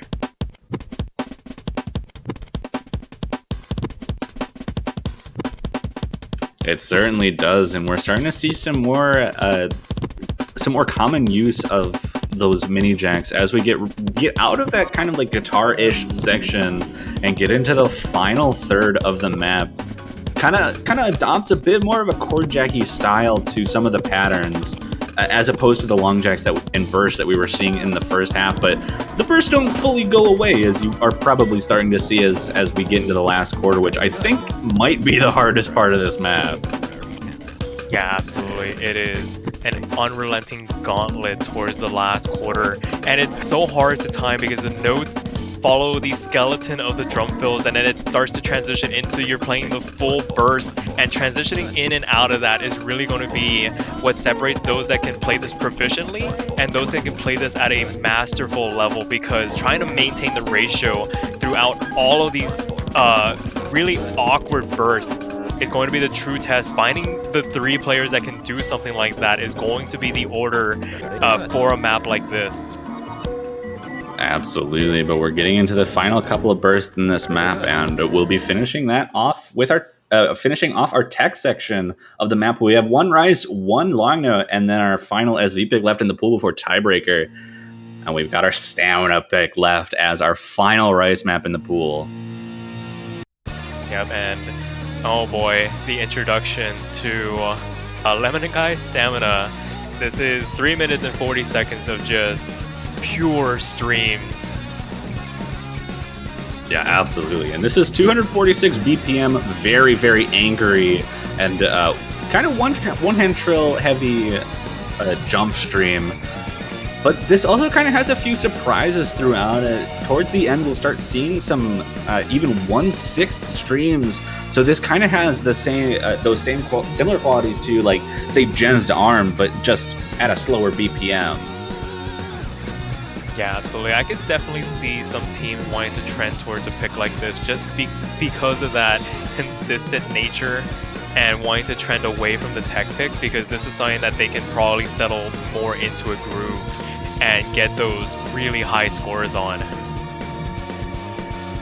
Yeah, but we are seeing quite a BPM jump for this map as well. We saw MP Addiction in quarterfinals at 225. This is another 20 BPM jump in the 20 BPM jump from quarters to semifinals in this jump stream category. So we are really not messing around with stuff like this, and especially with the patterning throughout this map. Very angry, very easy to just lose stamina and lose focus throughout pretty much any point of this map. Yeah, absolutely. Especially now that you start to see the introduction of more hand stream elements, trying to juggle those 3-note chords in between all of the jumps, and finding yourself having to maybe do a little bit of mini jack action to keep yourself in place. And then these LNs, not the most intrusive, but definitely want to take care as you don't find yourself spiking any unnecessarily bad judgments as you transition your way through this map. Indeed, and we're only halfway through of the 3 minutes and 40-second drain time for this, and we really haven't gotten much of a semblance of a break throughout this. I believe there is one, but before we even see that, we have another bit of this verse into the chorus action. Yeah, so we see again those LNs making their introduction. You can probably consider those LNs a bit of a break from having to maintain the consistency, but it's really going to be interesting to see who blinks first on those transitions and overthinks it just a tiny bit, just enough to cause a break to happen. Yeah, but you kind of did see those 1/6 streams coming out in that section before that kind of break up that jump stream structure of it just a little bit. But we're back into the more jump stream focus that we've seen in all of the other courses as well. And we still have almost like 50 seconds left of this map.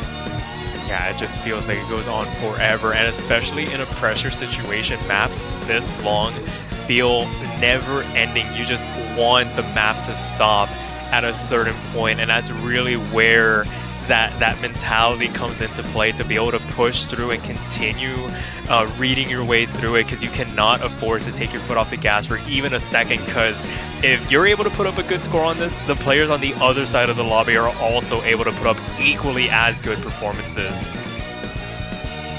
Yeah, definitely something you have to start thinking about when we're so late in the tournaments. All of these teams are maintaining incredibly good scores on all the maps in the pool.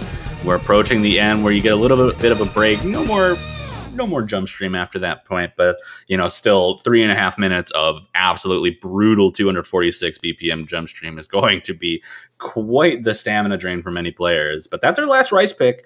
We've got one more long note pick here, and it's going to be our release map, a custom maybe not custom. I know it was edited at the very least, but this is Raviel's Secret Sleuth. A little bit slower than you might expect, but we're kind of dipping into that timing hell zone of LNs that has been kind of traditional for this release category as we get later in the pools.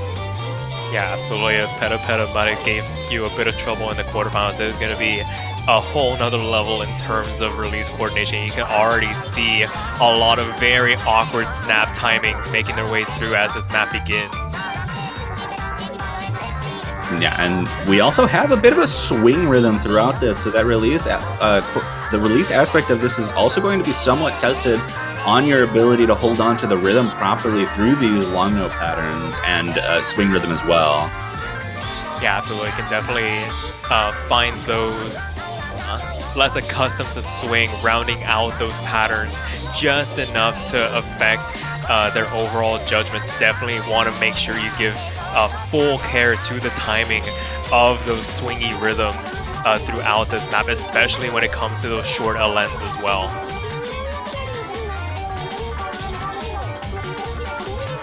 Yeah, and we're 1/3 of the way through. Again, we're seeing a little bit of a longer map here, 3 minutes and 21 seconds, kind of what we've been expecting out of that release category.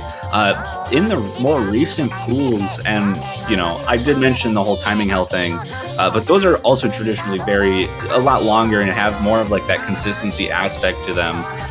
So, you know, making sure that you're keeping your accuracy straight for, you know, even just these patterns is already difficult, but doing it for 3 minutes and 21 seconds will just add another layer of difficulty to it.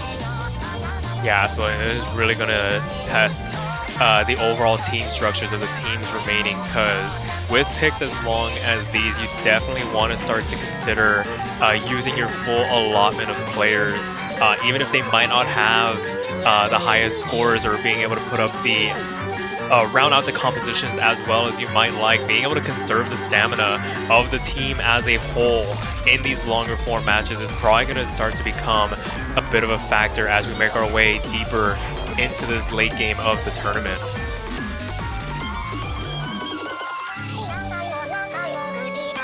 That solo brutal there. But we're transitioning out of it, get a little bit of a break as we get into the final quarter of this map. Yeah, just a couple of rolling LN streams just to give you a bit of discomfort before you jump right back into the real meat of the map. And again, that swing element of the releases is going to be so taxing, especially this late on into the map.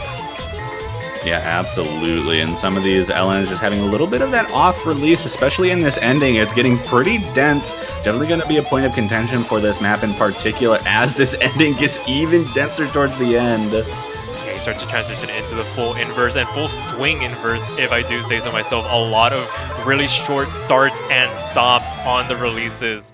And oh boy, if you can hang on, that's going to be an incredible team score to see. Yeah, I am really interested to see how players are able to do that. It doesn't look like the hardest to get good combo on, but the accuracy, I think, is going to mess a lot of people up. For sure. And all that's left now is to show players the last SV pick, and it's going to be Crankin coming out here. It sure is. It's going to be more of the memorization-esque SV pick. You can already start to see those gaps in the notes, very different from what's actually being played. And I can almost let this map speak for itself. It is rough in so many different spots. Yeah, this is definitely one you want to put into the editor, maybe make a no SV version, because there's so much going on in the background that isn't being reflected in what you're having to play, that if you're a more audio-oriented player, it can definitely throw you for a bit of a loop here. Absolutely, and we get a little bit of a slow jam with some bumps every now and again. But you already saw those styles of like very, very aggressive like BPM changes with the teleports and stutters, and that kind of structure comes back once we get out of this transition.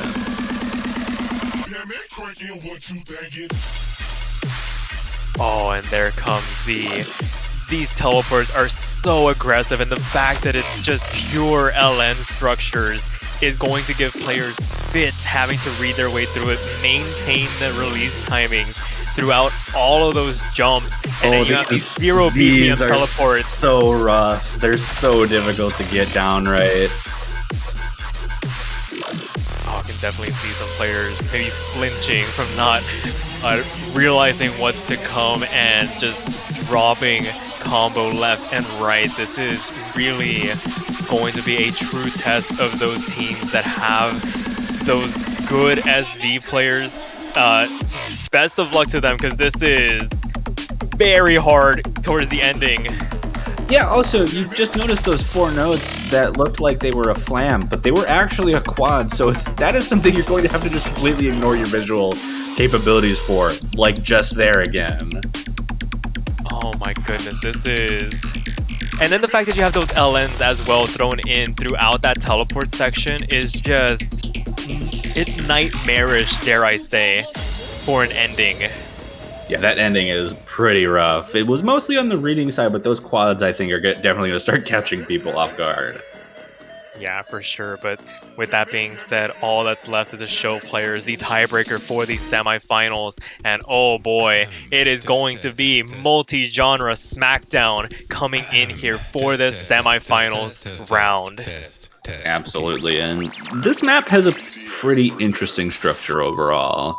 It's important to note that there is a little bit of downtime, especially in the first half, that's a little bit on the easier side of this map. The second half definitely is really hard, but even the first half, when those difficult parts start to come out, they will hit you with some really hard to accuracy patterns, but also some pretty physical patterns as well that just can destroy your accuracy even before the more physical parts of the second half start to come in. Yeah, absolutely. And already this introductory section can definitely test your overall physical comfort, especially this late on into a map or into a match. It really starts to wear on you just a little bit. The fact that it clocks in at just over 6.5 minutes, trying to keep the consistency through this speed jack section going into the first drop, and we have some very intense LN sections to contend with.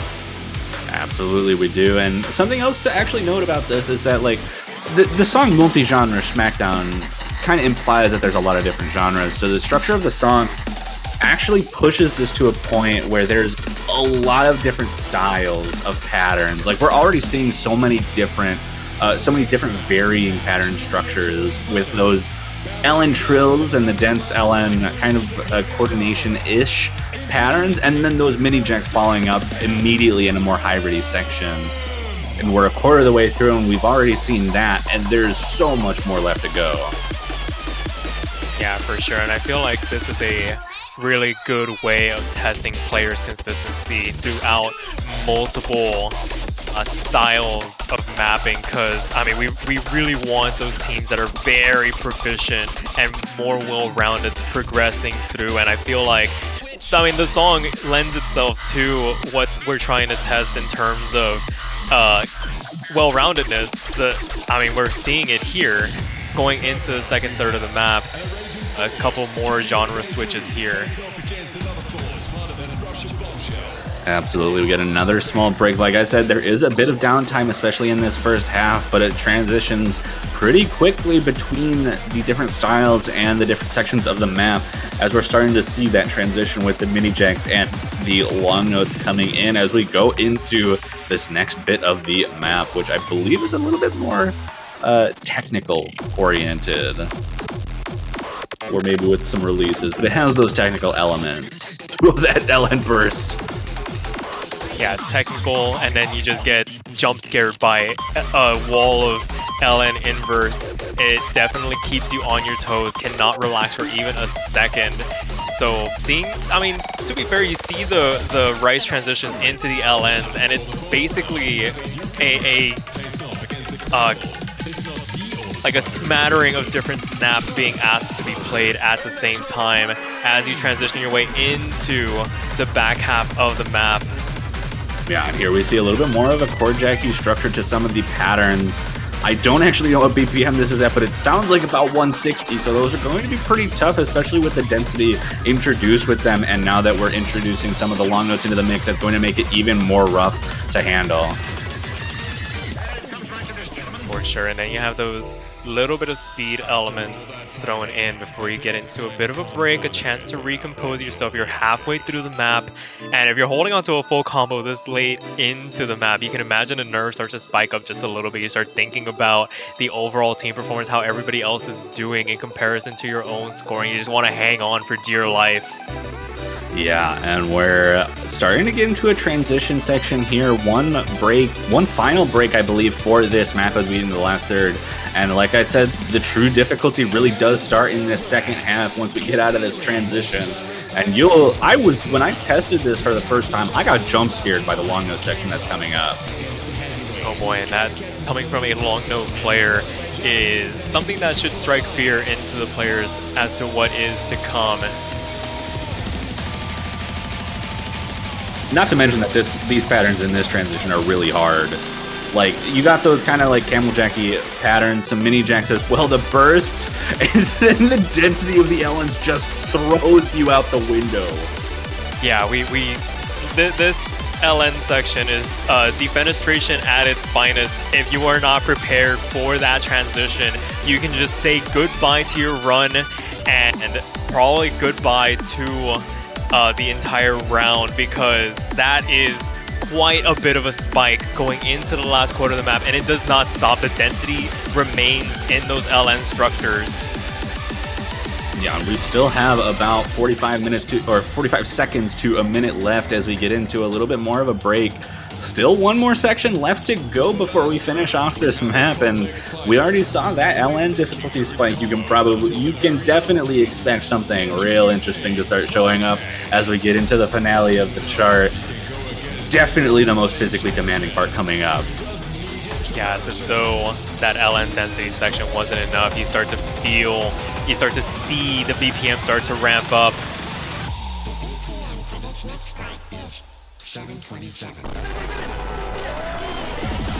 Thank you, Song, for that one. Yeah. But yeah, here we go, Speed Core. We got some mini janks at a pretty high BPM, along with some burst. Kind of reminds me of the structure of Necrophagia Toast, if anyone remembers that map. But you kind of have that same like mini jack tech into like bursts all the time, and making sure that you can transition between it. Yeah, and then maintaining all those rice bursts in between, and then those speed jack sections to transition out of is brutal nonetheless. Definitely brutal, and that's going to finish off Multi-Genre Smackdown, our tiebreaker for the semifinals pool, and that will finish off the entire map pool. That I really hope that our players are actually challenged this time around, because we saw some incredible scores, and I want to see our players not get like double S's on everything. I don't want to see that this time. What do you mean? I thought we enjoyed seeing 5 V1 double S's marred only by one singular 200 on a quarterfinals level map. Totally, but semifinals definitely a huge step up, and I'm excited to see all of these players, all 12 teams that have survived up to this point, playing on these maps next weekend for that semifinals weekend of matches. Map pool should be up in the server, should be up in the wiki soon. Schedules should be out very soon. Keep an eye on the wiki and the Discord to make sure that you have your right schedules pointed out. But Sparky, is there anything I'm missing right now? Oh, I can think of a couple of things. If you want to support the players, the teams, the prize pool in any way whatsoever, you do have a couple of ways of doing that, and one of those ways is by buying a banner. You can buy a banner for the 12 remaining teams. You can buy a banner for the teams that have been eliminated. If you still want to show your support, let them know that they did a good job and that you are proud of them for performing as well as they did in this World Cup. It's only $250 in the O store, and oh boy, they look fantastic on your profiles, if I do say so myself. And Toph, is there any other way that the people watching at home can support the players here? Yeah, absolutely. Those banners look absolutely incredible, but $250 might just not be enough for you to feel good about the way that you're supporting our players in this tournament. So we have opened up the Open Collective, a way for you to donate as much money as you want to the prize pool for the Oceania 4K World Cup 2022. There's a link in chat right now, and there's also one on the announcement page for the World Cup. If you want to support the players of this tournament, even more than just that $250 from the banner. But other than that, I think we are all good. What an incredible weekend of matches this has been, and I'm so excited to see what happens next weekend with all 12 of these incredible teams left. Yep, absolutely. So that'll probably do it for us here. As always, good luck to the players. Have fun. Please practice the SVs, and we will see you guys next weekend. Absolutely. See you guys then. Just being young and stupid. I haven't been all that you could have hoped for, but if you'd held on a little longer, you'd have had more reasons to be proud. So many questions questions, but I'm talking to myself. I know that you